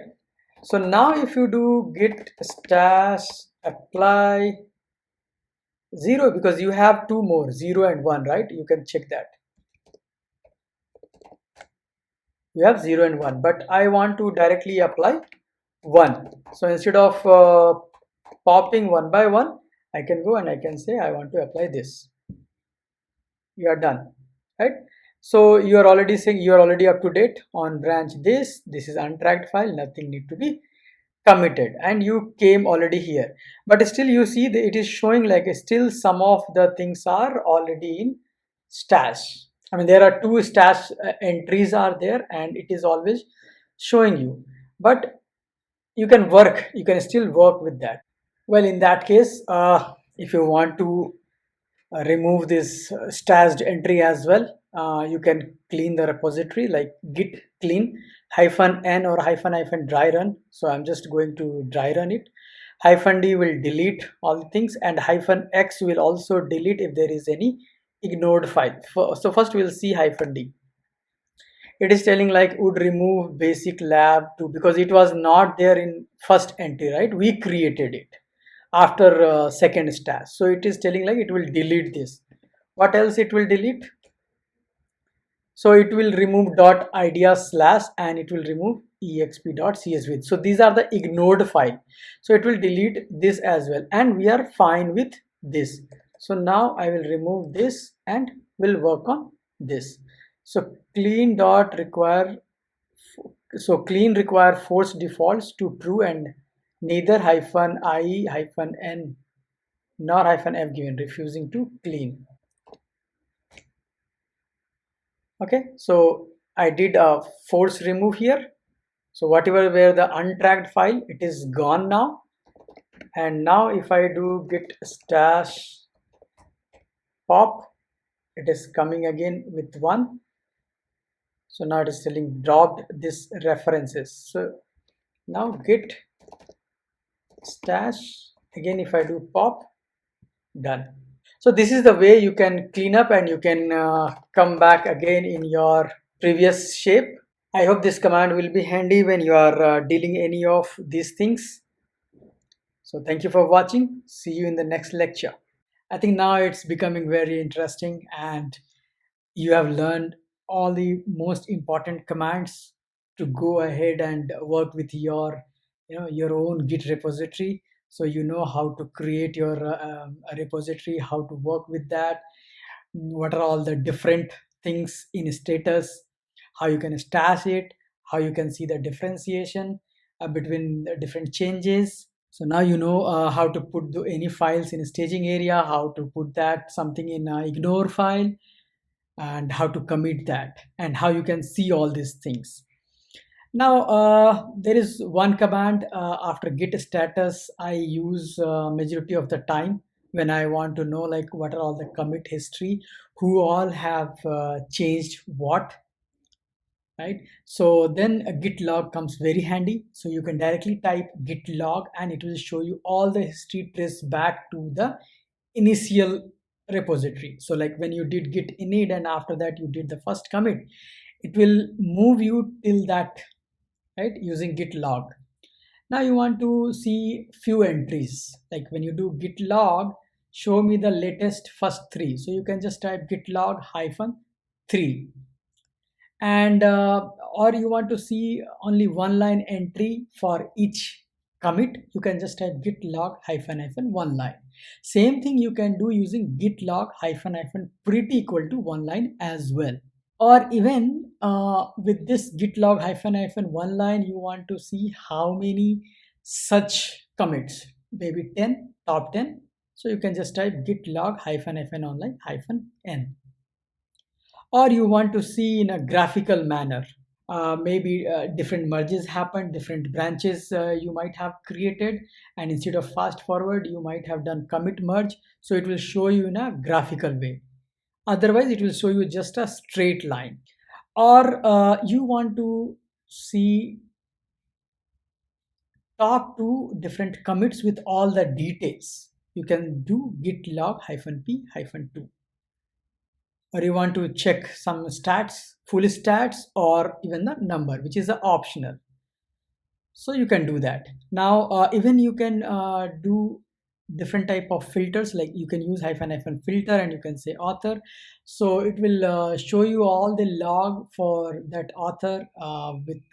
Or you want to see how many commits happened on some date, how many commit happened on some file, or is there any commit which can show you some changes with a proper string, or you can do some ranges like in the last 3 days how many commits happened, so you can use that range. So I'm leaving this as a homework for you. The rest of the things I will explain in a terminal. So let's go back to the terminal. Yeah, so we will run our first command. We'll just do git log and it will show you lots of commits till it goes to the initial commit, your first commit. So this way it traces out all the commits, and you can see there were something like origin master, origin head. So this head is now pointing to master and this is my latest commit. So in each commit, you can see who is the author, who is the date. So you can filter out even by author. You can then see what are all the commit messages I have given. Okay, so this is one way to know, but I just want to see maybe top three. I can just write like this and I can know like these are the three different commits. So this is a commit ID, or you can say git object ID, and it is a SHA-1. So you might have seen the first 7 character, right? So this is the one way to see it. Now there are all the different commands that you can run, like git log, and maybe I just want to say hyphen hyphen one line, right? So it will show you all the commits just one line. So there were some other branches, different branches you were there, right? So you have created one tag like that, you will see all the things. Now I want to just see top 10 commits. Well, you can see in this way. Now you see it is showing only the 7 characters instead of showing the big number of SHA-1. So this is the first 7 characters of the SHA-1 hash. So it is like a commit ID for you. Okay, so there are a few more commands which may come handy for you. So I have just noted down in this way. So we'll run some of the command there. We have seen one line, this. Now what is the difference between if I type pretty one line, like git log hyphen hyphen pretty and one line? You see, instead of this 7 characters, it is showing the whole length of SHA-1 value. So this is the basic difference between git log hyphen hyphen one line and git log hyphen hyphen pt equal to one line. The rest of the things were same. So now we want to see in a graphical manner. Let's say maybe one line, show me one line, but show me in a graph format. So it is showing you one line commit in a graphical format. And now you can see here in a previous video, we have shown you like we created a lab test branch. Now we changed something there, we committed it there, but we didn't merge it. So that's why it is showing a different red color here, which is showing like it is going to the different branch where it is something is being committed, and then I moved to master branch, but I have not committed, I have not merged it. That's why the same arrow is not being shown here, right? So it is a good way to know like what are the different branches were there, and then what are all the changes happened in that branch, and was that changes merged into the master branch or not. So this is one way to know that. So I can remove this one line to see what will be the output. Now you can see instead of one line, it is showing you in a this way. So till this it was green, and then you moved to different branch where you changed something, but you didn't committed it to the master branch, right? So here it was a lab test, and here it is showing a headmaster. Even you can run git log hyphen hyphen statistics, which will show you even some files and what are how many lines of changes there. 2 files, 107 insertion, 1 file, 1 insertion, 1 deletion. So this is one another way to know like, okay, what are all the changes happened recently. So you can do like this, and then top 3. So you can guess like, okay, these are the files someone changed with this commit. So again, with this commit, even the 7 character or the full commit, you can see the differentiation of each of the file. Yeah, so there is one more example that I wanted to show you, hyphen p or hyphen hyphen patch, and showing the recent 2 commits with all the changes. Now with this log file itself, you can see this is the commit ID, and what are all the files got committed here. It was hello.py, and what got changed in this file from the previous version, from the previous commit. So you can see very clearly all the details here, which file, when it was created, by whom it was created, what was the commit message, and what was the changes, right? So this is very handy. So you can note down these commands. It will be very handy for you. Well, you have seen all these examples except the last point, which is like a kind of homework for you. I would encourage you to go ahead and try this. Now, there is one command also associated with this git log, which is known as a git show. So what this git show does, it actually examines the specific revisions. So now you saw the commit ID, right? Git object ID, or we can say it a commit ID.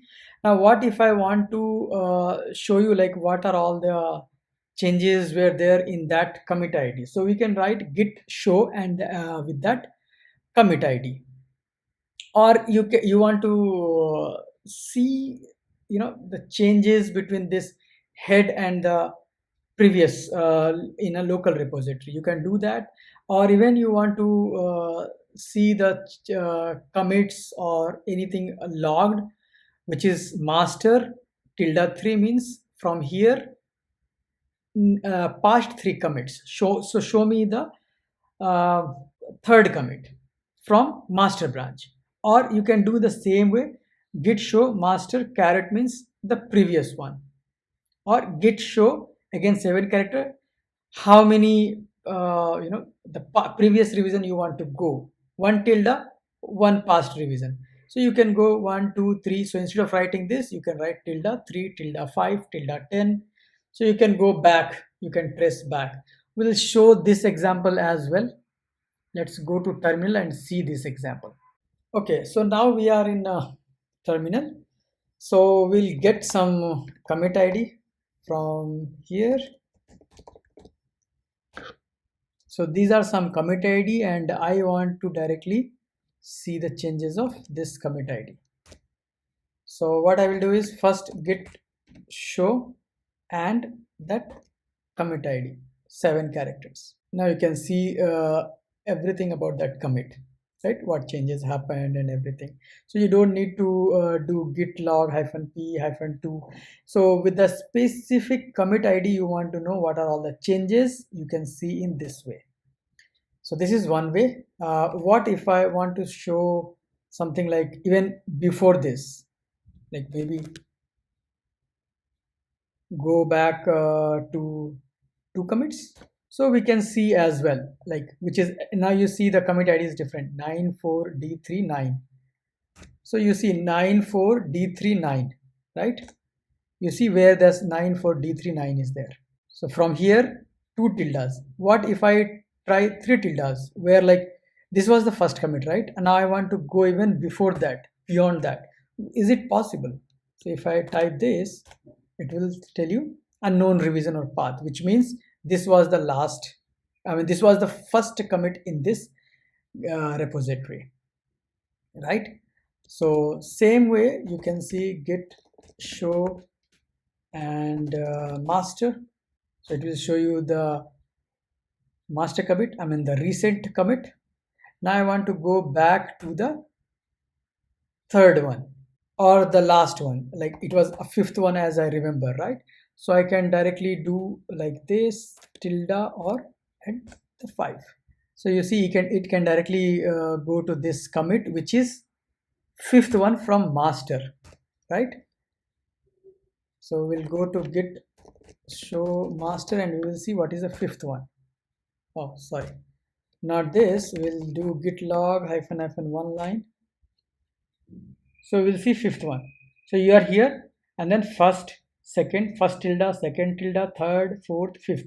So the sixth one is the first commit that you did. So it means total 7 commits have happened so far in this repository.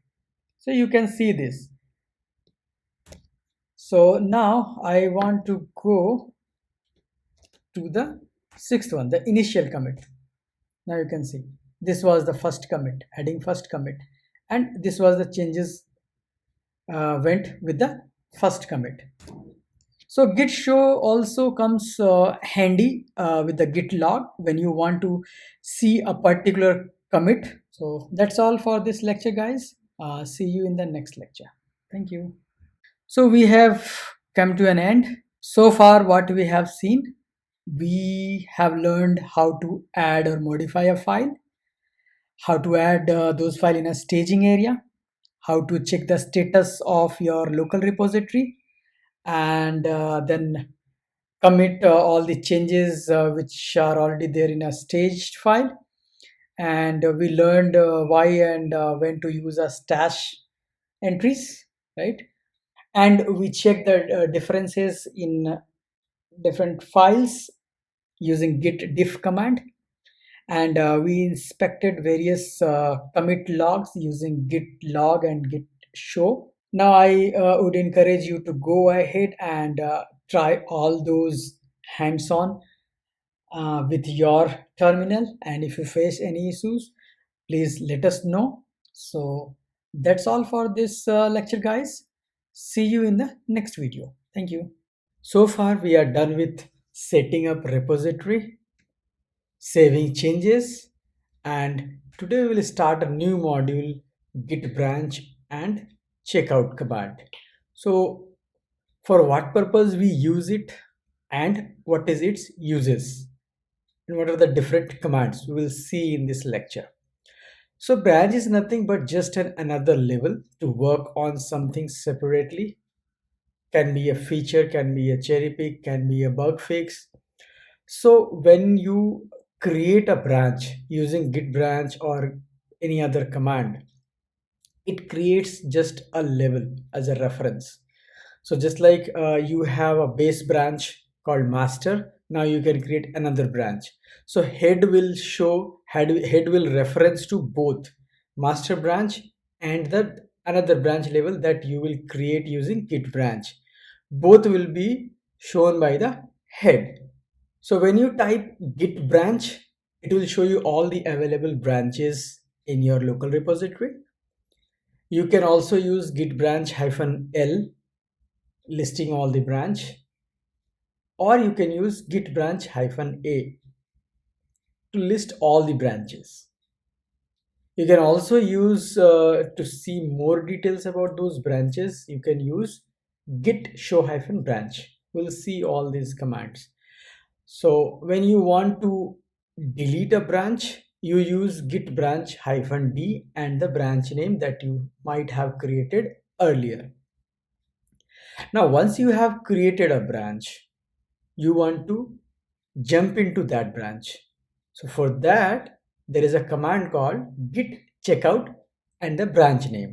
You can check out using a commit ID as well, which is like either a 7-character or the full length, right? But when you do that, it is known as detached head, where you are directly checking out to some of the commit instead of a branch. So head will point to that commit instead of the branch. So now you can use this to inspect something in your previous commit, or you want to work on some of the commit only, but most of the time you won't use this. Now what if you type git checkout -- and space master? Well, guess it just for now. We'll see it how it works, and it's really confusing. So there is another command instead of git checkout. We'll see that also in the next lecture, but as of now we'll concentrate on git branch and git checkout. Now you want to create a branch and you want to check out to that branch. So either you can write two different commands, git branch and the branch name, and then git checkout that branch name. Instead of doing that, you can write a command git checkout -b and the branch name. Now it will create a branch and it will check out to that branch as well. When you run this command, now your head is pointing to this branch only. Earlier, when you created a git branch name, it was pointing to both the newly created branch name and the head. So now again you want to delete that branch once you are done with this branch features, right? So you can use git branch -d and the branch name. But when you do git branch -d and the branch name, it forcefully deletes that branch. Even there is some commits which are not merged with the master branch or the base branch, and once you do this, it will make those commits a dangling commits, like it will not point to any of the branches. Now when you have this type of dangling commits, although git is very intelligent and it will take it as a garbage collection and it will delete after some time, but before that, if you want to see like whatever the changes I did and by mistake I used -D instead of -d, and your commits are still not merged, then you can just find out those dangling commit using git reflog and you will get a commit ID. Now again you do git checkout -b, you give any branch name, like you are working with dangling commit, so you can give the branch name of some meaningful name and then a 7-character dangling commit. That's all from the theory side. Now we will see in our terminal all these commands, how these commands work. Now there is a homework for you. What if you want to check out the remote branch? Okay, so we are here in the terminal. So the first command that I will run is git branch. Well, it shows me there are two branches, feature 1 and master, and star is against master, which is of a green color, which means currently I am in a master branch. The same thing I can do using -l. It will show the same thing. I can use again git branch -a. It also shows the same thing. Now As this repository has not been pushed to GitHub or a remote repository, that's why you saw that output of all these three commands are same. What if there is remote repository which you have cloned in your local repository, and then if you try git branch, now you see it is showing you all these local branches, right? But when you do git branch -l, this is the same command. So by default, git branch shows what git branch -l shows. Now what about git branch -a? When you say show me all the branches, it shows you the local branches and associated remote branches as well. Like in the remote, there is origin head, which is pointing to origin master, and there is also a dev branch and master branch in a remote repository. There is nothing like lab test branch here. Why?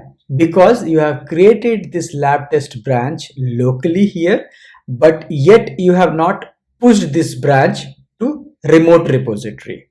You can push this lab test branch also in the remote repository. How to do that? Well, it's simple.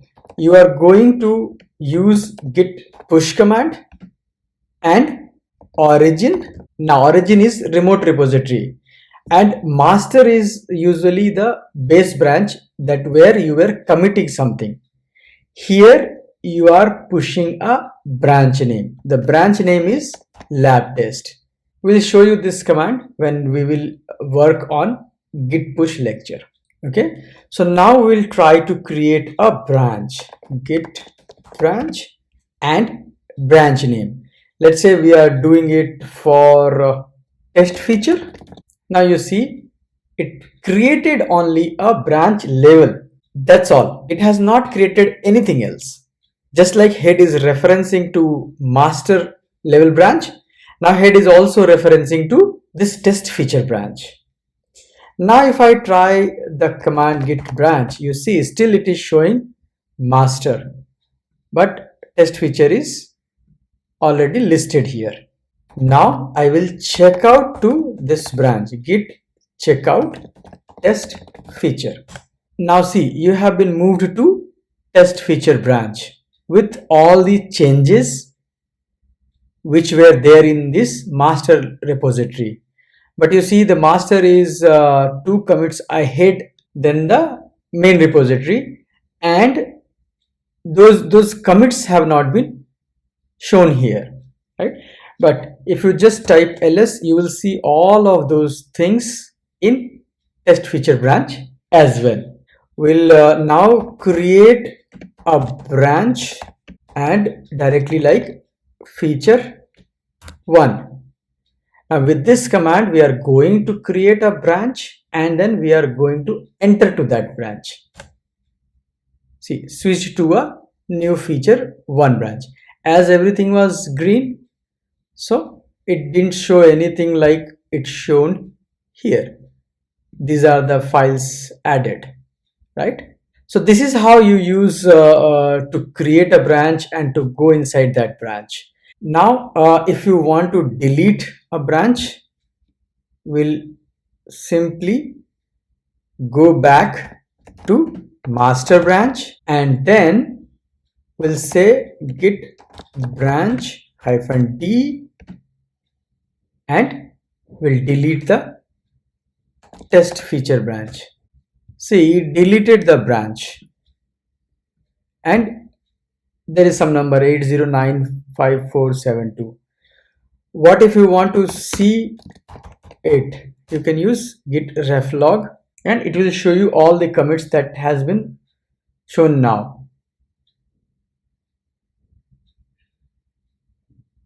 So you see 8095, same number when it was showing, like this got deleted now. Now let's say we are in a feature branch and what we will do is we will change some file.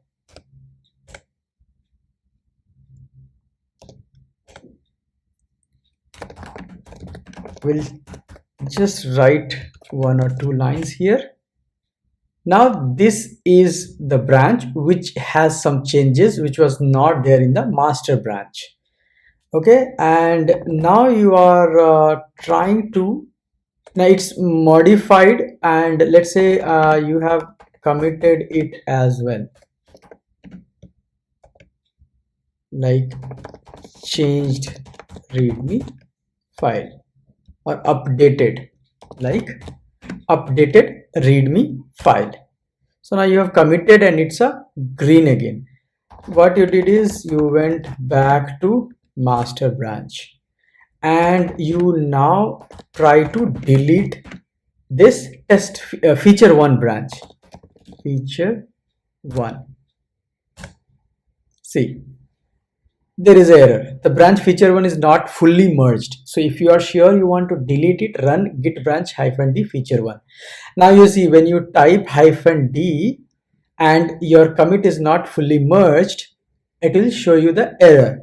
But also it will give you a hint like you don't worry about that feature and you didn't like those features, so you don't want to implement it to your master branch.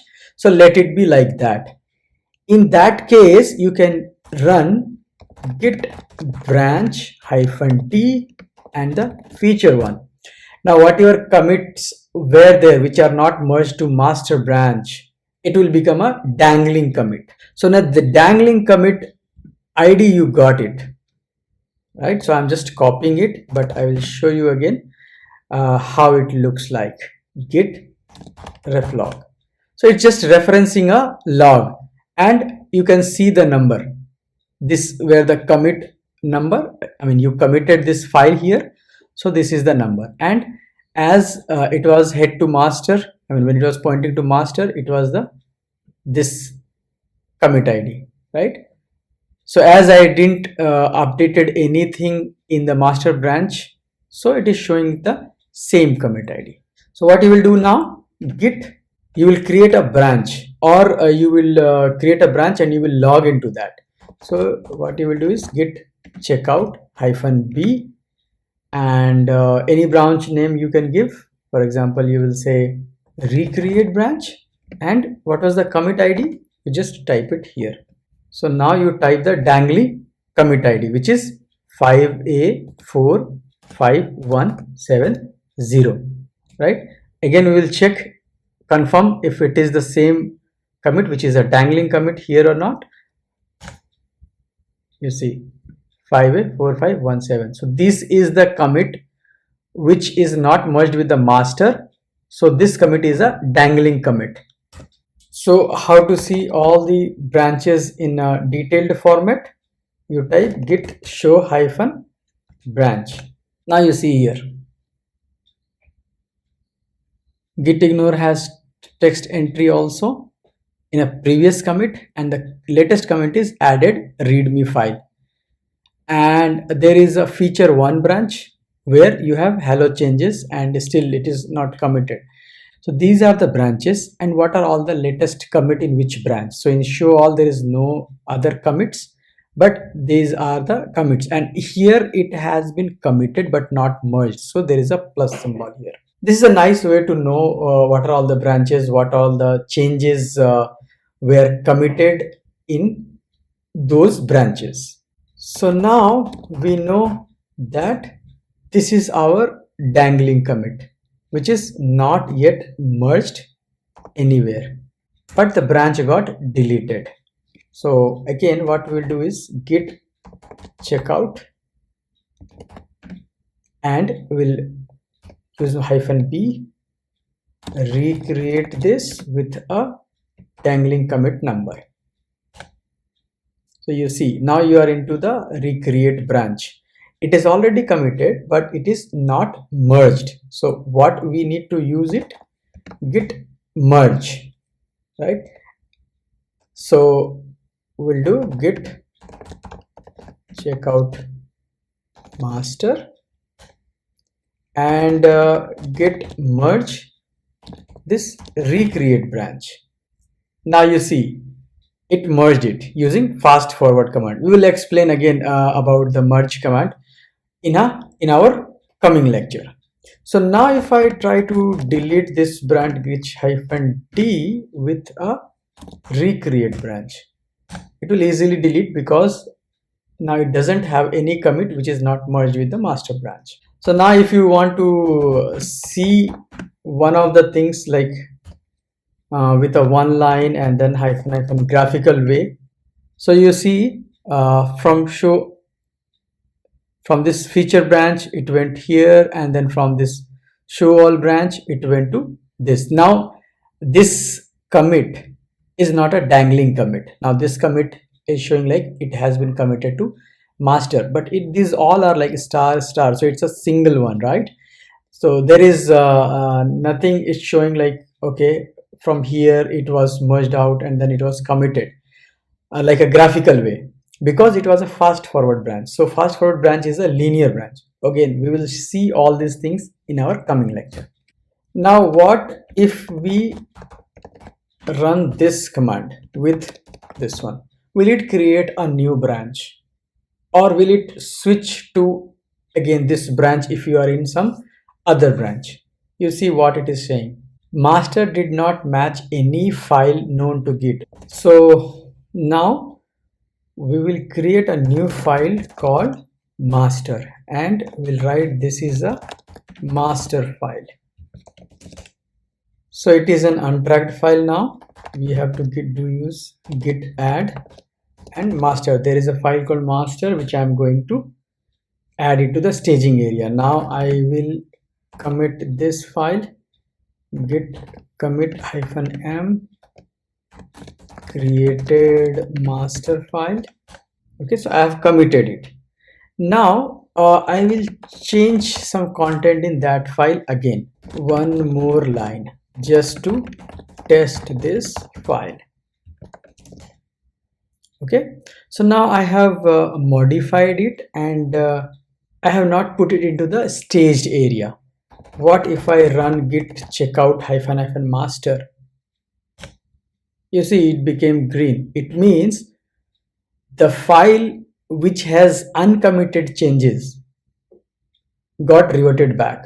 All the content of those file got reverted back, right? So it's very confusing. Like checkout uses for checking out into the branch, and checkout is also being used with this -- command to uncommit all the changes for some file. What if that file name is same?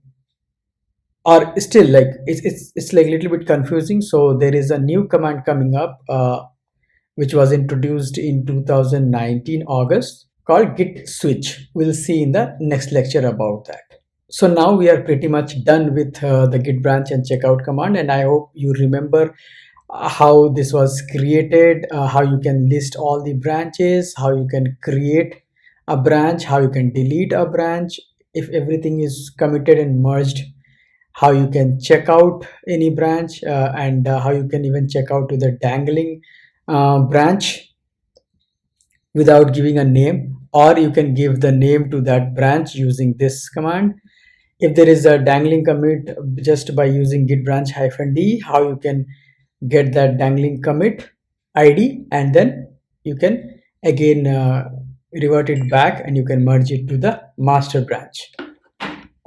So that's all for this lecture, guys. See you in the next lecture. Thank you. So we have seen git branch and git checkout command. So as I said in my previous lecture that git checkout was a little bit confusing. So git came up with another command where you can specifically use it to switch it to the branch. So what git switch does, of course, it switches to another branch, and it got introduced in Git 2.23 August 2019. So it's a very new command in Git. So before using it, please check your version and then use it. Now it's very simple. It is exactly equivalent to git checkout. So instead of checkout, you just write switch. So git switch and the branch name, it will switch it to that branch name. If you do git switch -c branch name, it will create that branch, and then it will move to that branch. Okay, it is similar to git checkout -b and the branch name. Now there is one thing in a Linux way. In a Linux, what you do, if you do cd hyphen, it goes to the previous working repository. In the same way, when you are working with two branches in and out, so you can use git switch hyphen to go to your previous branch. So now you can use git switch hyphen c again with the branch name and what you want to branch out. So you want to branch out maybe two previous commits of the current branch which is being pointed by head. Even you can create a detached head here as well, like git switch hyphen hyphen detach and then head 3. You want to work with only to that uh, commit which is there in the head and the 3 commit previous to that. You can use this. Now once you are done with that detached branch, you can give a name to it. So you can use git switch hyphen c keep it. Now we'll see this in a command as well. So now this is very interesting. You are working on a branch without giving any name, and now you changed something there. You wanted to that a branch name. So you can directly, without coming out inside that detached head itself, you can write git switch hyphen c and keep it. Then whatever changes you are doing in this detached head, the branch name will be given to it as a keep it. We'll see this in our terminal. Let's go to the terminal. Okay, so now we are in terminal. So we'll see what all branches we already have. We have feature 1 branch. Okay, so I will just switch it to feature 1 branch. I think there was no a there, so I will use this. See, it's switched to my feature 1 branch and there is one untracked file there, right? So I will go back to my previous branch. So instead of writing git switch and master, I will just type hyphen. So it moved me to master branch.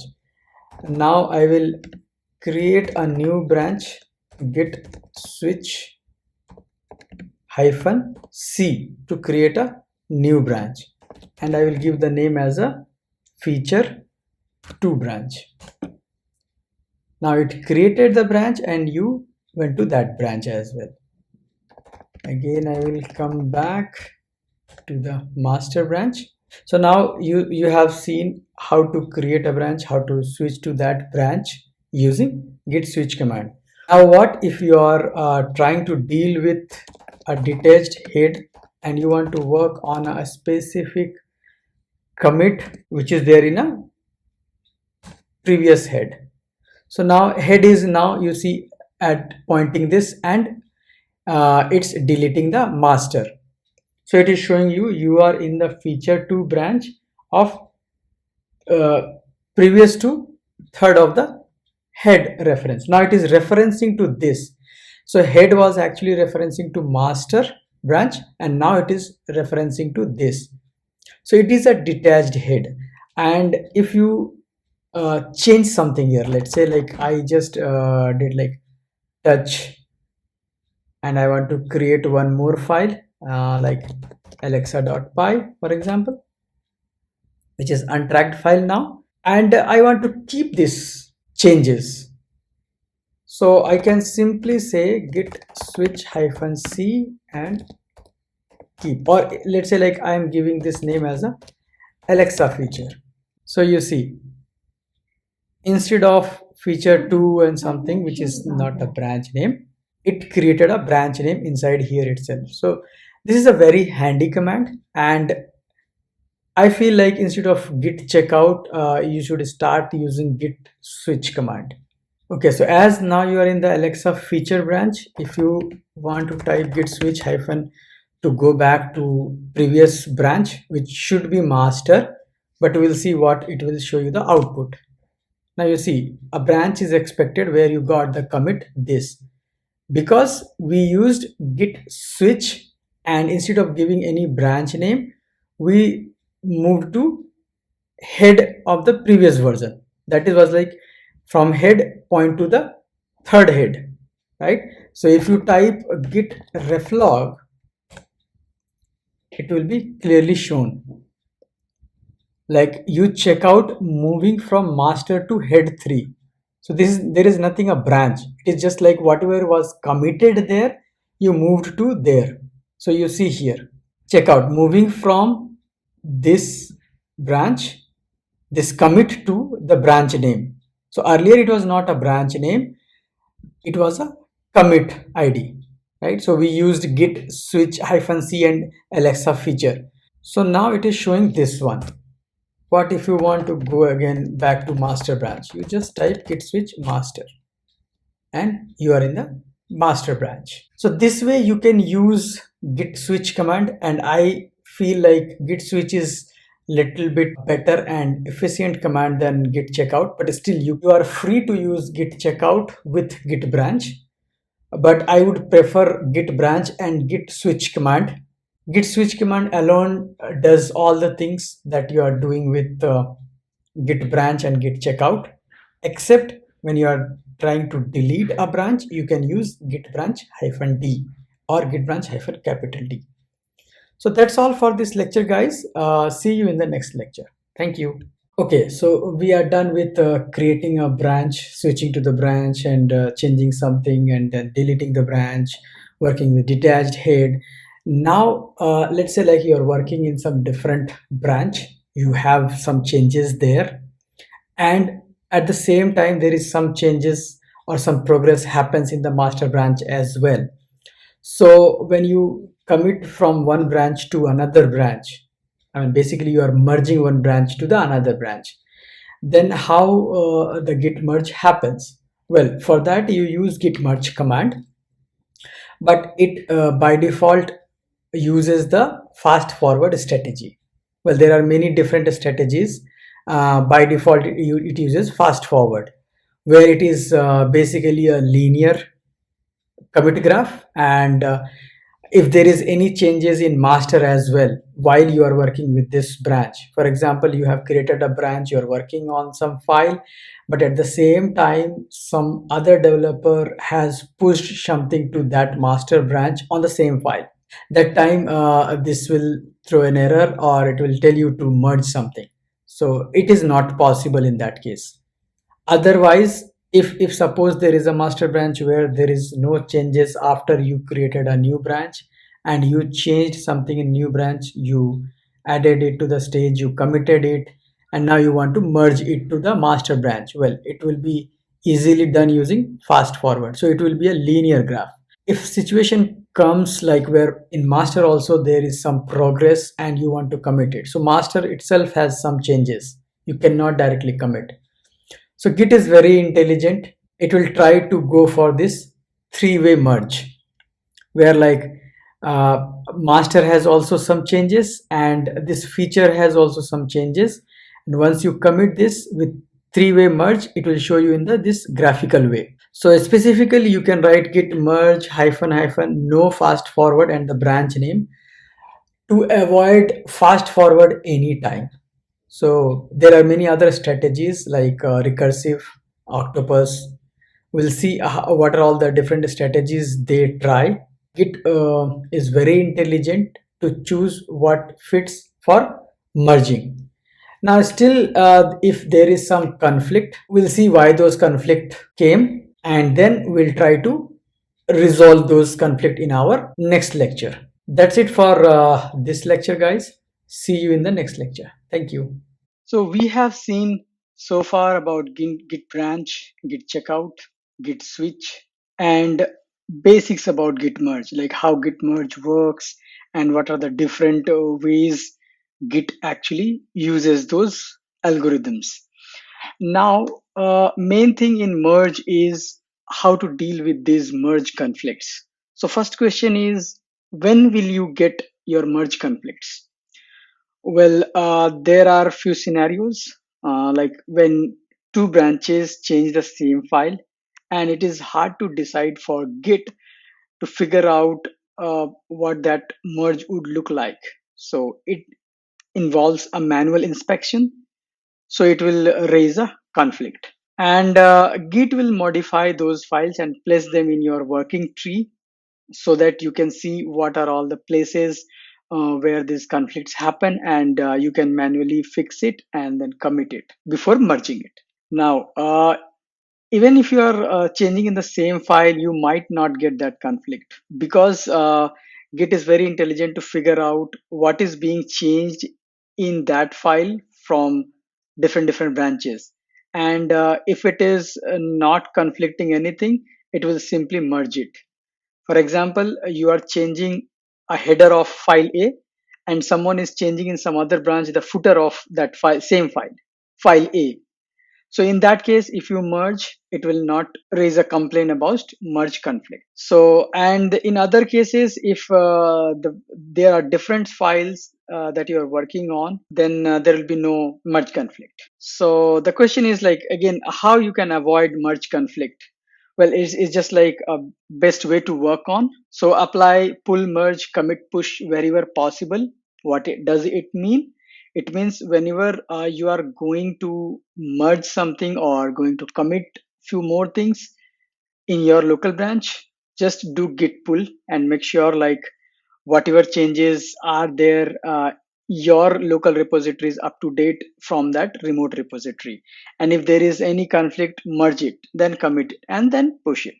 So this you should try very frequent, and try to merge commits to master branch more often, because this is a long-lived branch. And if you are working on some short-lived branch, if you have changed few things and you think like this should go to the master branch, don't wait, merge that commit itself and then again check out to that branch and work there.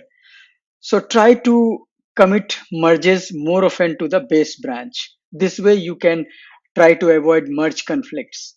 Now, in case if you get a merge conflict, what you should do? So first of all, how you will resolve those is check out to master or base branch where you want to merge those different branch changes. Now, just run the command git merge and the branch name, and then it will display you like, okay, there is some conflict on so and so branch. Now go to that file and look over wherever it is showing these are the conflicted areas, fix those things, and again commit it and then merge it. Now after merging, you don't need that branch. For example, it's a short-lived branch like feature branch or release branch, right? So delete that branch label.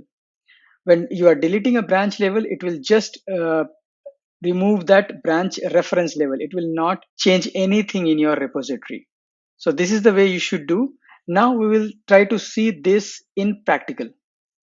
Let's go to the terminal. Now we are in the terminal. We'll see our local branches. These many branches are there. I want to work on, let's say, feature X. So I will use git switch. You can use git checkout as well. And it is feature X. I'm here. Now I want to change something in hello.py. So I have changed few things here and I'm saving it. So now it's a modified one. Now I have written some changes in hello file. I will just commit it. So I have committed it here. Now I will do git checkout master. So same way, just like switch. And I will also try to change the same file.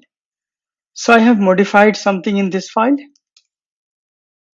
Now before committing it, I want to merge something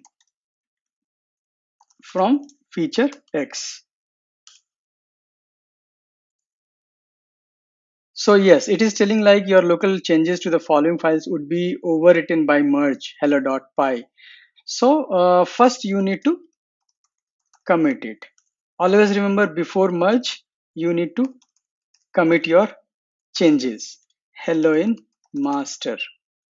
Okay. And possibly follow all origin master as well in case if you have repo repository. Currently we don't have, so I will not run this git pull command here. So now my master branch is ready for merge. So I will do git merge and then feature X. See here, it was trying for auto merging hello.py. It got conflict. Merge conflict in hello.py. Automatic merge failed. So fix conflicts and then commit the result. Now it is showing like it is in merge stage. So if you do git status, it will tell you as well. You have unmerged paths. So fix conflicts and then run git commit. Or basically, if you don't want these changes to be merged, you can use abort. So, but we want to fix this. So I will go to hello py. So here you will see lots of arrows with head. It means this is the command that you wrote. It means this is the line was written by base branch. Okay, so it is like our changes. So what I will do is I will just remove this and this colon line. And now import bs4 is something which I don't want to keep it because this line is already there. And again here, these are the two messages. Like I can keep any of these messages, and this is written by feature. So I will remove this line, and I want to keep, let's say, this line. I just came out. Now if I try git commit -m and fixed conflict in hello. Committing is not possible because you have unmerged files. Hint, fix them up in the work tree and then use git add. Okay, so basically I had to add it. Git add hello.py. Okay, and then git commit. So now fixed conflict in hello. And now if I try git merge with feature X, done. You are done with this. How we can check that? Using git log graph one line, and now you see what has happened here. So you can see earlier we were here and then we moved to a different branch. Hello in master, we changed this in a master branch, and this was the change in feature X branch. So with this commit message, we can say that there was a commit here in feature X and there was a commit here. Now when we try to merge these two files, or basically these three files to the master branch, it got some error. What we did, we fixed that conflict and then we added that file, we committed that file, and we are good with that. So this is the commit which has all the merged conflict fixed and it is pointing to master. Now this feature branch work is supposed done. So the next step is, it is always safe to remove the branch once you are done with that branch work. So now it got deleted. If you check git branch -a, now feature X branch is not there. So that's all for this lecture, guys. See you in the next lecture. So we are done with merge conflicts. Now there is one more concept in this section, which is called as tag. So when we do tagging, so tagging is basically a reference to a specific commit or any point that you want to mark in commit history, basically like a version number. So you use tag. Now it is of two types: lightweight tag and annotated tag. What is the basic difference? When you want a tag being a private, use lightweight tag. When you want your tag to be public, it means when you are pushing it to your GitHub repo, which is public, use annotated tag. Now when you type git tag and a tag name, it is a lightweight tag name. When you type git tag -a, it is basically an annotated tag. You can list all your tags using git tag or git tag -l. Now you can even create a tag using git tag and tag name with those commit. Basically, when you type git tag and the tag name, it defaults to the head. But let's say you want to tag a specific commit or a specific history. That time you can use git tag name and that commit id, or something like git tag name with the previous head. Even you can use to see what is there in that tag using git show and the tag name. When you want to push this tag to the remote repository, because by default it will not push, so you have to push that tag name in your remote repository, like you are using GitHub or Bitbucket or anything. That time you use git push and remote is like origin most of the time. So git push origin and the tag name if it is a single tag. If you want to push all of your local tags to remote repository, just type git push origin hyphen tags. So this was a short lecture about git tag. Now we'll see one example as well. Let's go to the terminal. Okay, so we are in the terminal. Now we'll just type git tag. We'll see if there is any tag. No, we don't have any tag. So let's say we will create a tag and we'll give it a name as test tag. So now you can see in master branch this test tag, because by default this test tag was added in head, and head is referencing to master branch. What if I want to tag annotated way, version 1.1 maybe, and 2 head, 3 previous version. So I'm just writing committing to previous version. Let's say head 4. Too many params. Okay, yeah. I have to give this message using -m command, just like we did in git commit, right? So now there are 3 tags. So similar way, if you want to push all tag, you just need to write like this, and then either tag name v1.1, v1.0, or hyphen all. As I don't have any remote repository attached with my local repository, so I'm not going to use that command. You can use git show and a tag name. So it will now show you this is the tag which is with this version. So let's say like this is the some of the your product release, you can say like this is version 1.1, so those people will work on this, or they can download this working one, right? Yeah, so that's it for this lecture, guys. See you in the next lecture. Thank you. So finally we have reached to an end of this module, and here is the summary. So we have learned about the use of branches using git branch with different options or parameters. We used git checkout command. We also seen git checkout alternative as git switch command, which is similar to git checkout, but to avoid some confusion with git checkout, git switch is the new command introduced in git. So, and then why you need to merge some commits, because you will get some merge conflicts. So when you will get merge conflict, when you will not get, and if you get a merge conflict, how basically you will fix it. So we learned the various ways of avoiding and merging those conflicts. We also learned tag command, to use it like a version number for your repository, for your particular commit, for your particular branch. And then we also learned, once you are done with a particular branch, we have committed, we have merged to a master branch, and then that branch is not required anymore, you can use delete branch. We also saw what was detached head, and what were the dangling commits, and how basically you can revert that dangling commits, how you can merge it to the master branch.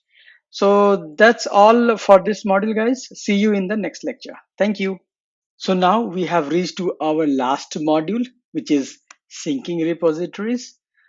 So far we were working offline, We did not need any kind of internet to work with our repository. But for this module, we need internet. So the first command is git clone. Now what it does, it basically clones the copy of a target repository from online, let's say like GitHub, Bitbucket, or anything. It can be local or remote. Mostly it is remote. There can be different cloning scenarios, like you have already a local repository and you want to merge with the remote repository. Let's say like there is an existing remote repository in your local, and now you want to publish it or you want to push it to the remote repository online. Or there is a scenario like there is a newly created remote repository in GitHub and you want to clone it to your local repository. So this is the command for git clone, and then remote repo URL and your local repo name, which is optional. If you just type git clone and the remote git URL, so it will clone that repository into your local machine, and whatever is the remote repo URL name is with .git extension, so that will be your directory name or a root directory name without .git. I will show you in a minute. And if you write a local repo name with this, which means it will create the directory name as per your wish, and it will clone the remote repository into that directory. Well, if you want to clone some branch, so you can just clone git clone hyphen branch and branch name and the remote repository. Again, it is same thing. Like if you don't give this hyphen branch and branch name, most of the time it is master branch. Now it can be cloned using two protocols, HTTPS or SSH protocol. Well, I recommend SSH protocol if it is your repository or you have the privilege to git push, git pull directly to that repository. People mostly use HTTPS if they just want to clone the copy for their learning purpose or for their own changes purpose, and they don't have access or the authorization to those remote repositories. Like like someone has Git repository and you want to clone it for yourself for learning purpose, you can do that. So mostly this is the syntax. If it is SSH protocol, git at github.com colon and username and then slash, and this is your repository, remote repository name, awesome hyphen aws hyphen security dot git. Now you have to copy this URL to clone, and if you don't pass this name as I was showing you, right, if you don't pass anything like local repo name, it will be git clone and this URL, and it will clone as awesome hyphen aws hyphen security. But if you want to save it as only aws security, you have to pass git clone this URL and the name here aws security. Same way, if it you are cloning from HTTPS, so you have to type this. And there is again another thing called fork. Most of the time we do git clone, and it is to clone the repository into your local machine. But fork, what fork does is it clones someone's repository online to your account online, not in the local machine, but in your GitHub or wherever you have that Git account. So let's go and see these things in browser, and then we will go to terminal to work on those commands. Okay, so we are in browser now. We are seeing one repository by the name. So this is one URL where I wanted to show you about fork one, and then we will go and we will clone some another repository. So now here you can see all these options. So as it is a public repository, you are allowed to fork. If it is a private repository, you will not be allowed to fork. So fork is disabled for private repository. Now, once you fork it, it will save this into your account. So it can be someone else, and you want to have that same thing in your account, and you want to contribute to that repository, or you want to just play with that repository. When you want to contribute to that, basically you work on that repository locally with cloned in your account, and then you push it to the parent repository using pull request. So you can see there is no pull request so far here, but we had one pull request in past. So I will just show you how it looks. If there will be any pull repository, it will be shown like this. So I had one repository from Akash, Akash Mahajan.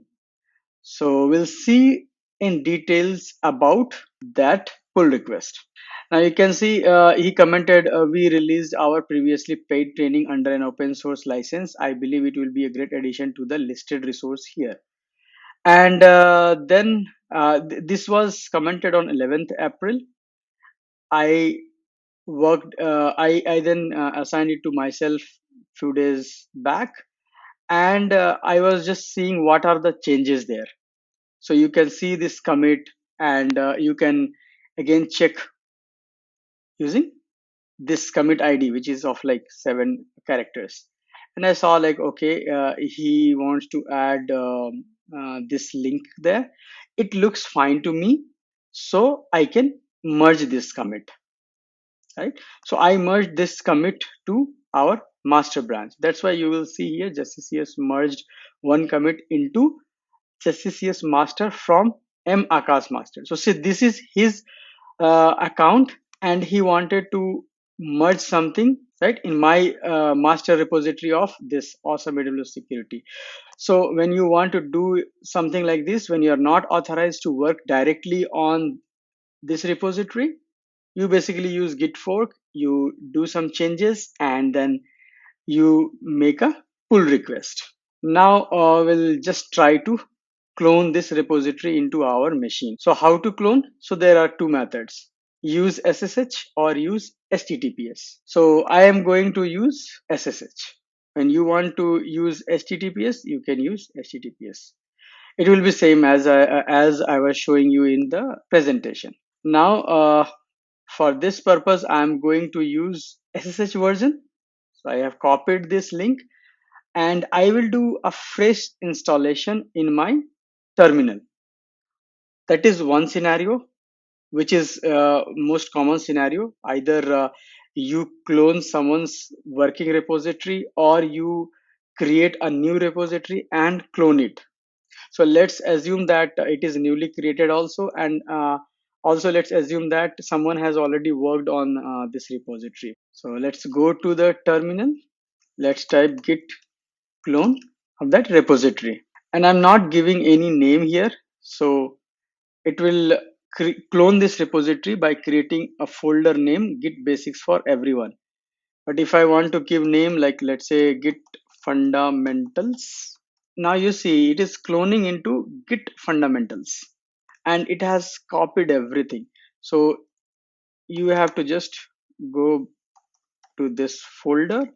Now you see this master branch, which means that this is a local Git repository now for you. You can check these things. You can also check git log. So there are 2 commits so far, and you are seeing this. And now in earlier lectures, you were seeing only headmaster. You were not seeing anything like this because we did not push it to the remote repository. Now it shows that this is being tracked also, and instead of the name of the URL, in short it is called origin. And in remote there is a master branch. In local it is a master branch, and head is pointing to that. And in remote, this head is pointing to master branch. This is one way. So now we'll go to our local repository where we were working earlier. So if you see, there is no remote branch here.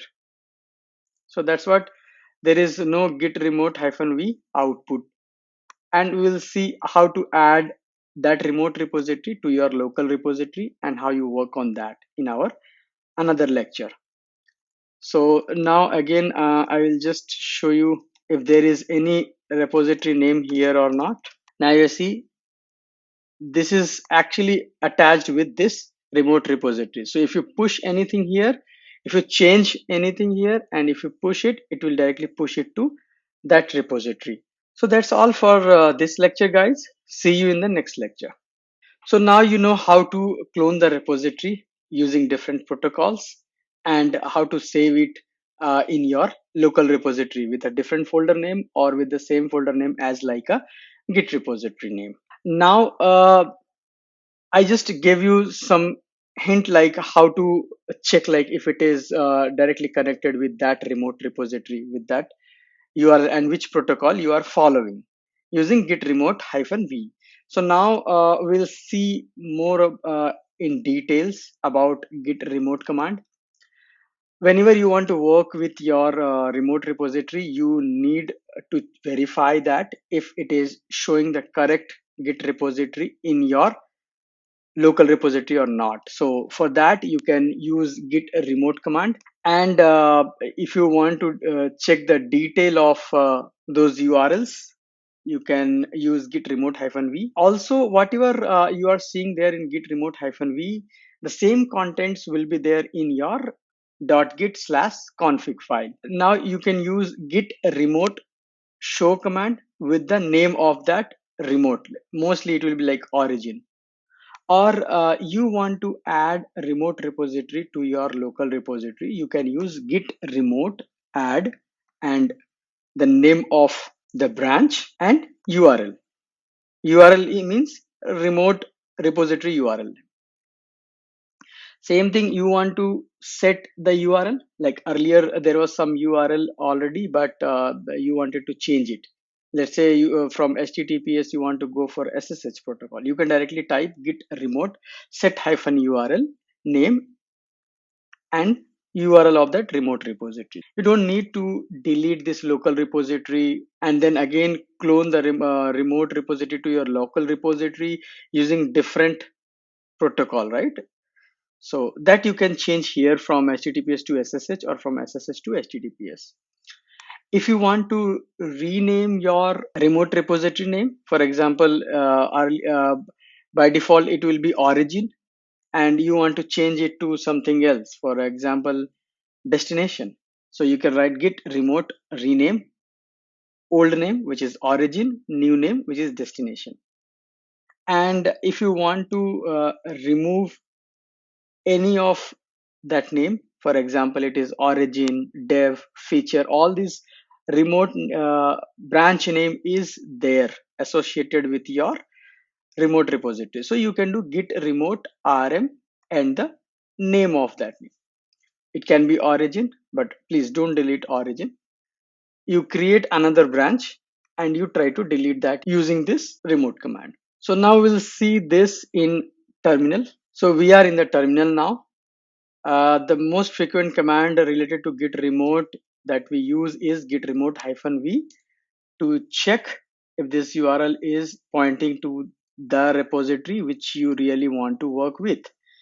Now it is with the SSH protocol. That's why you are seeing git at github.com for fetch and for push. So when you do fetch or you do push, it will push in this repository. The other command that we use is git remote without any option, and it shows you only the name which you are seeing here. So this origin is pointing to this URL.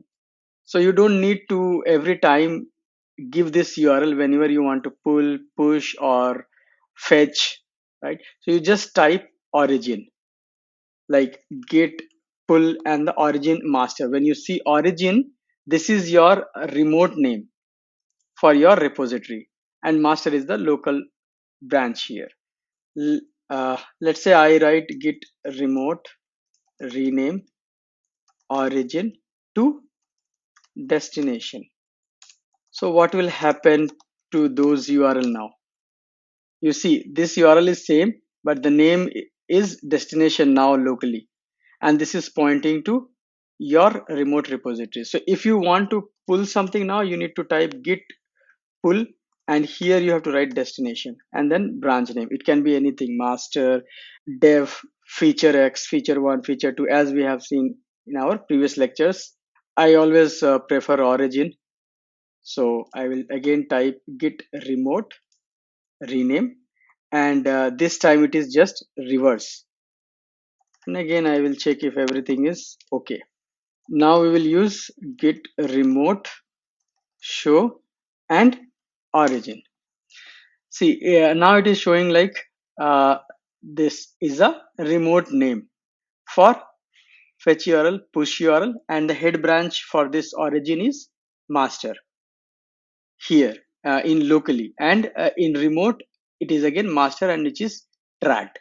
So local branch configured for git pull is master merges with remote master. So now you want to add that remote repository URL to your local repository.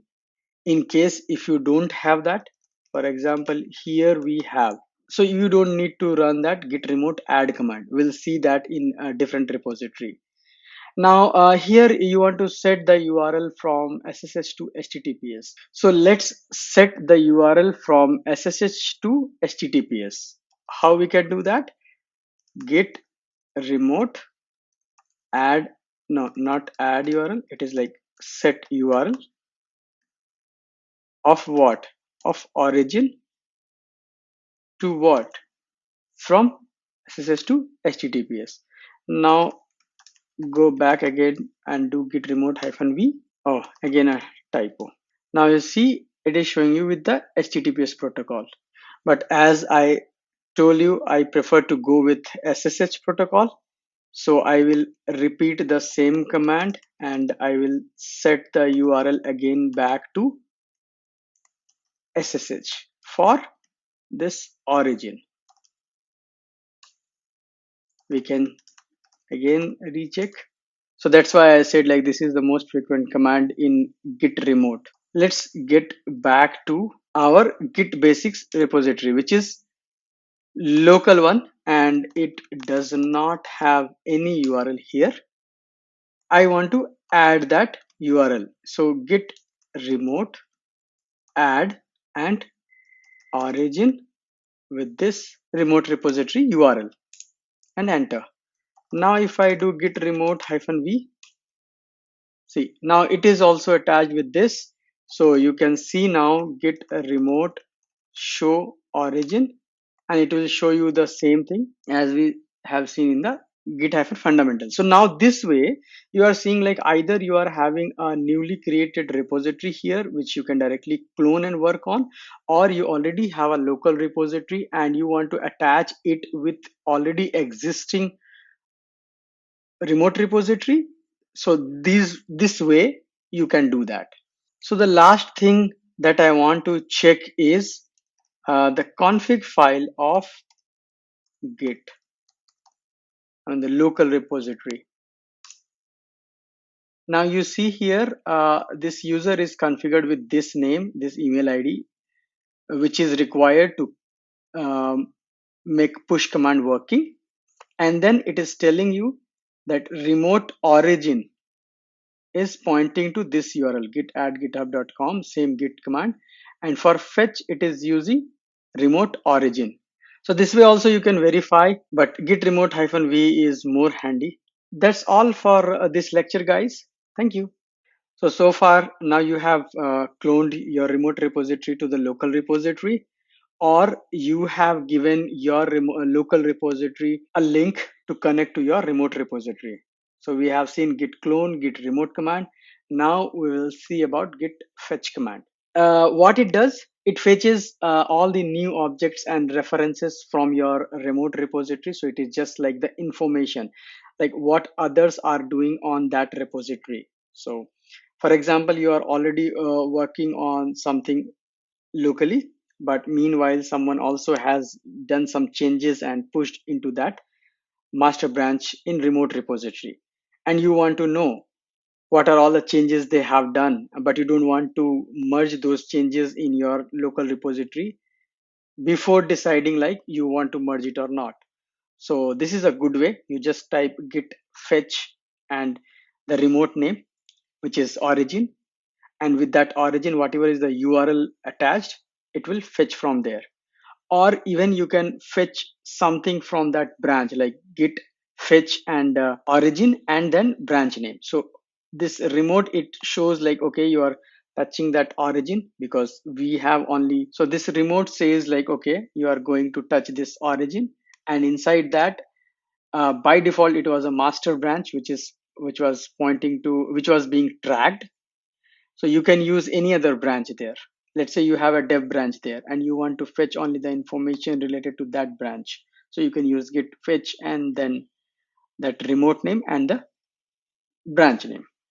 If you want to fetch all the branches like master, dev, feature, whatever the branches are there in remote repository, you can just type git fetch hyphen hyphen all.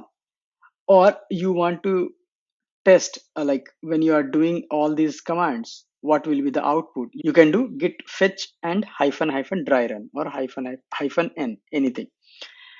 Now there is a very specific command, git fetch hyphen hyphen prune. So what it does, well, let's say there is a remote repository branch which is again being tracked and referencing to local repository branch, like origin slash master to our local master branch. And by any means you deleted your local branch here, so there is no more let's say dev branch in your local repository, but still that dev branch is being shown in the remote repository and you want to delete that also.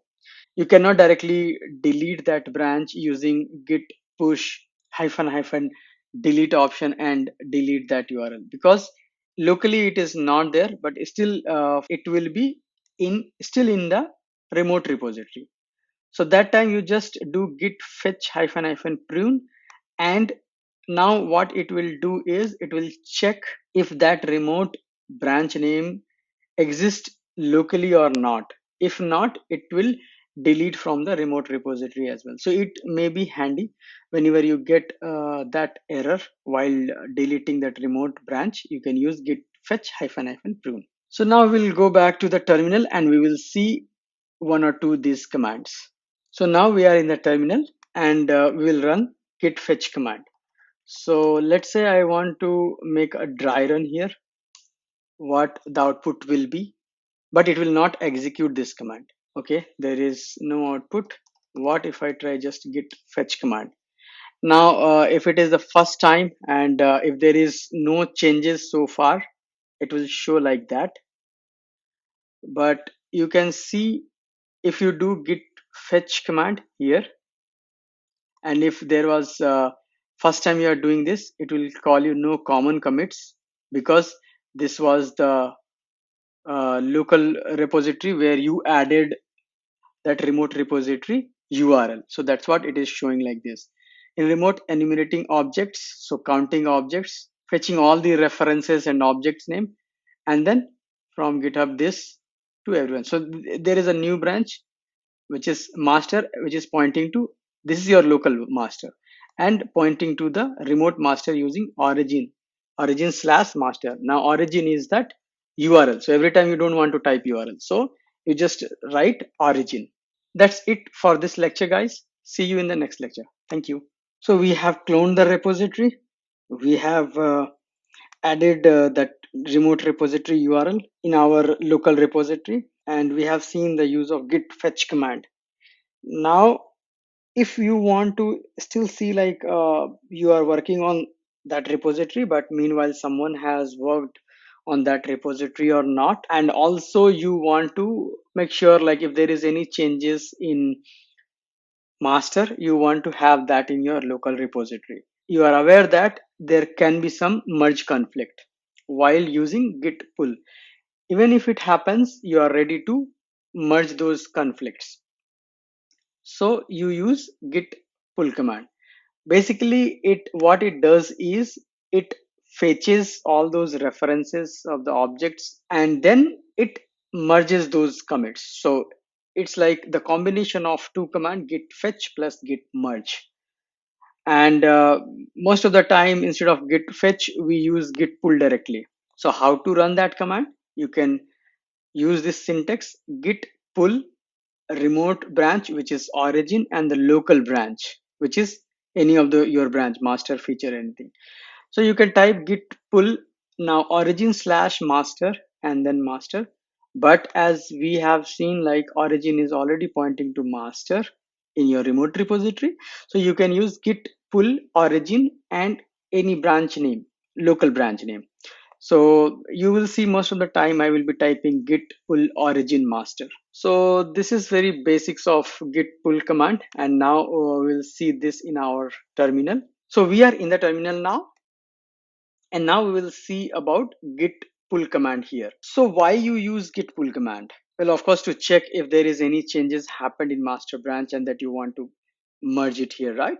So what we can do again is we can run git fetch command directly, but instead of that, we'll do git pull origin master, and now it will fetch and it will also merge if there is any changes. If no, then it will not show anything. It will say like your repository is up to date. Okay, so now you see in git fetch command also you were seeing something like this till this. So this is git fetch, and this is because of git merge. So you are seeing that it is updating this commit, which is using fast forward strategy, and there was a file where few lines were added, so it is showing like this. Now if I run that command again, where there is no changes between local repository to master, from github this master to fetch head, everything is up to date. So that's all for this lecture, guys.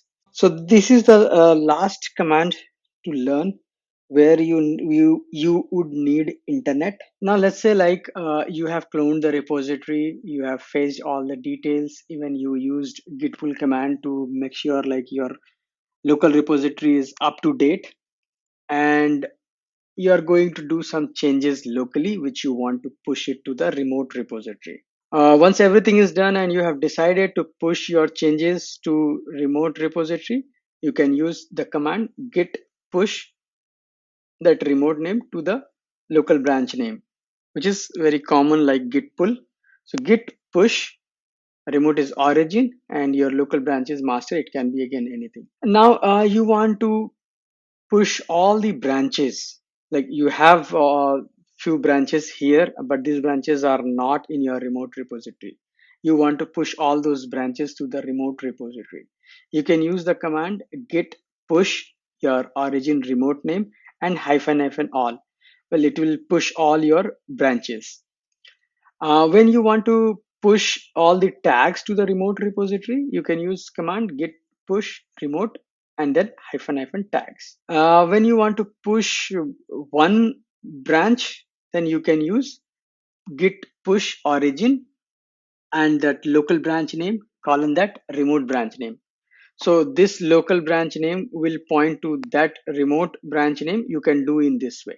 And when you want to delete that branch name remotely, you can use git push origin and that with colon, you use the branch name, the remote branch name. Well, again, if it throws you an error, use git fetch hyphen hyphen prune. So now let's go to the terminal and use some of these commands. So now we are in the terminal, and let's say before pushing your changes, I want to push some of the branch name which is locally available but not in the remote. So how to confirm that? Let's go to your repository and see how many branches. So it is showing you one branch, right? But here if you see git branch hyphen a, you can see that there is only one master branch there, but here it is dev master and test. So what you do is git push into origin and hyphen hyphen all. So now you see these two branches have been pushed to remote repository as well. So I will just refresh it, and now you see there are three branches, dev and test branches also there. So this way you can push all the branch name there. And let's say you want to give this master a tag. So you can use origin and hyphen hyphen tags. So now you see there is tag available in remote also, which is again referencing test master. So again, we can go to our repository and we can see if there is any tag. So now you can see there is a tag available. So now you have seen how to push the branch, how to push the tag, and same way we can learn about git push origin and deleting some branch from the remote repository. It can be dev. So I have removed dev branch from there. Also, I will remove test. It deleted test as well. Well, you can see using refresh. So then now there is one branch. The same way, the homework for you is try to delete this tag from the remote repository. Now let's say like you are doing some changes. Okay, before that I will remove this tag from here. So locally I have removed. Now I will do some changes in readme file. Well, I have changed few lines here, made it h3, and there was one typo, so I changed that, and wrote some line like you are enjoying the lecture, so please share feedback with us, and if you have enjoyed this course, so you can share this free course to your friends who want to learn Git Basics, right? Now I'm going to save it. So now you see this file is already tracked and I have modified it. We can check with Git status. Even we can do git diff and readme.md. So we can see those changes. Hyphen removed, green plus symbol means added. Now, again, before doing the git push command, the best thing is to use git pull, and if there is any conflict, merge it, again commit it, and then push it. So this way there will be very less conflicts actually. So what I can do is, meanwhile, let's say like someone has changed something in .gitignore file. So let's say someone has added these two lines in .gitignore, which is not there in your local repository. So before pushing it, you use git pull command. Well, before that, I have to commit this file. Okay, so this arrow symbol shows like there is one commit ahead. And if I try to do git push origin master now, you see, rejected. Updates were rejected because the remote contains some work that you do not have locally those changes. This is usually caused by another repository pushing to the same ref. So you may want to first integrate that remote changes. That's the reason I was telling you to use git pull command. So when you do git pull, or before that, let's say you do just git fetch. So now you see when you did the git fetch, there are some changes. So it has actually just kept these things in your local repository, but it has not merged yet. So you can see the updates here. Up arrow means there is one commit where you are ahead of the main master repository branch, and there is one commit where you are behind from the master branch. So what you will actually do, you just type git pull origin master. Now you see it came as like merge branch master of this with the local one. So I say yes, let's merge it. And now you see there is two up arrow. Now you see the up arrow is showing two instead of one up, one down, because now this is updated with the remote repository and we have two changes to again push. So now if I check it status on branch master, your branch is ahead of origin and master by two commits. So you can use git push command. So now if I do git push origin master, it will push these changes to remote repository. So we can see this using our git log graph.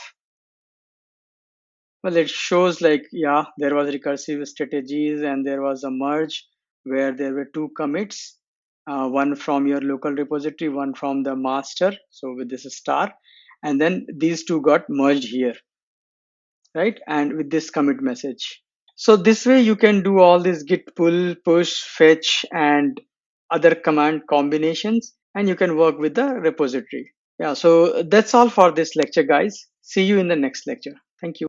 So this was basically a local repository where you were working from long time offline, and then you added a remote repository URL here. So if you check Git status, it is always saying green. It looks fine. But when you try to do Git push origin master, it is saying rejected, right? And when you again try to pull something from remote repository, basically it does, right? Either it shows some merge conflict, or it will be okay. But see what is the message here: refusing to merge unrelated histories. So now, to fix that, you have to run the command git pull origin master and hyphen hyphen allow unrelated histories, because you have their own, you have your own changes in your local repository which master doesn't know. And master seems like, okay, these are some changes which I'm not aware, so I'm not going to do anything. So running this command will fix all those conflicts. And now if there is any conflict, it will show you. So there were some conflict which you can check using git status command, and it is telling you have unmerged paths. So these two are unmerged, both are added but unmerged. So what you can do is you just go there, read the content, fix it again. Once you have fixed it, you have to run git commit and -am command, or you can use git add and then git commit. Now if you check the git status, everything is fine and it has removed the conflicts. Now if you do git push or git pull, it will not throw you any error. See, everything is up to date now. So if you have any changes, now you can push it. So let's try if git push command works for you now. Yes, it works. Okay, now let's go to the browser and see if these changes are displaying there also. Well, here we are, and I will just refresh it. Now you see alexa.py, hello.py, os, all are here. And it's not showing like you have pushed it now. It is showing all the dates where you are working locally in your machine, right? So this way you can work with local repository, with remote repository, and if there is any conflicts or if there is any unrelated changes, you can fix all these things using these commands. So that's all for this lecture, guys. See you in the next lecture. Thank you. Well, we have come to an end of the lesson. So here is the summary. We learned how to clone the repository using git clone command with different other options. And we learned how to basically use git remote command. The most frequent command in git remote is git remote -v, and how git fetch works. And git pull is nothing but the combination of git fetch plus git merge. If you get any conflicts, you fix it, and then you again merge and commit, and then you use git push command, right? So the strategy is, whenever you are whenever you are going to work on your repository, use git fetch or git pull command and start working. And again, before pushing it to the remote repository, again you do git fetch git pull. If there is any commit merge that is there in master and you want to have it in your local master branch, save it, do all these merge and changes, and then do git push. You have completed Git Basics, and I hope you enjoyed the journey with me throughout all these commands, and you have practiced all those commands in your local machine. So now what we have learned in this course, so we have learned what is version control software, what were the different version control software, why we are using Git and GitHub, what were the features that I have shown you in Git and GitHub. We have walked through remote repository as well, and then we learned some essential commands while setting up the repository like git init, git config. And then we learned some command for saving changes when you add your some of the files and you want to save all those things. So what is the staging area, why you need the staging area when you commit, And then if you need to work on different branches, different features, how you can use branching in Git using Git branch, Git checkout, Git switch, right? And then if there is any conflict, how you can merge, what are all the strategies that Git automatically uses. And then finally, we learned about syncing your repository from local to remote using different commands like git fetch, pull, push, which require internet. And for all of these essential commands, we have labs. So please go through the lab and try to finish those step by step. And then whatever the quizzes are there, please play those quizzes and pass it, so that at the end you will get a certificate. Now we have learned all these things. So what's next? What are all the other things that you want to learn and how you will implement all these things? So we'll see this in next lecture under what's next. So far you have learned all the basic commands which you would need to work on your Git repositories day in, day out. But there are many other complex scenarios that you may want to learn, like how this pull request works, as I have shown you. When you are forking it and when you are changing anything and you want to merge it with another's repository, you do pull request. What are all the different types of Git workflow work? And if you want to learn about GitHub administration, like how to add team users and how to create some policies, webhooks. So all those things are there which you can try. Even though there are many commands which I have not discussed so far, you can go and explore those commands. Like inside a Git repository, you can create another Git repository which is called submodules. You can use those commands like git blame, git reflog, git revert, git rebase when you want to rewrite the history, which is not recommended, but yes, when you want to learn all these things, you can actually learn. And then try to use any ID. Usually you will be using some of the ID like NetBeans or PyCharm, right?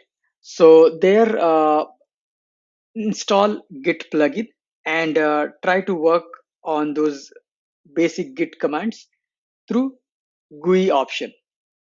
Now, once you are aware about all those commands through command line, it will be very easy for you to go ahead and work with GUI option of those Git commands. So we have come to an end, guys. I hope you enjoyed the videos. Please share your feedback with us and also share about this course to your friends and through your social channel, especially through Twitter, Facebook, and LinkedIn. And this is our Twitter handle. Please follow for other updates related to other technologies, especially cloud and security. This is our Twitter one. You can actually follow our official page also in LinkedIn. This is our website, flexmind.co, and anytime you can contact us for any queries like job career path or for any other courses, certifications, or even anything you want to know about Git Basics. You can contact us using learning@flexmind.co. You can personally follow me also with my Twitter handle, which is JustCS. You can follow me in GitHub as well. That's all for this course, guys. All the best. Thank you.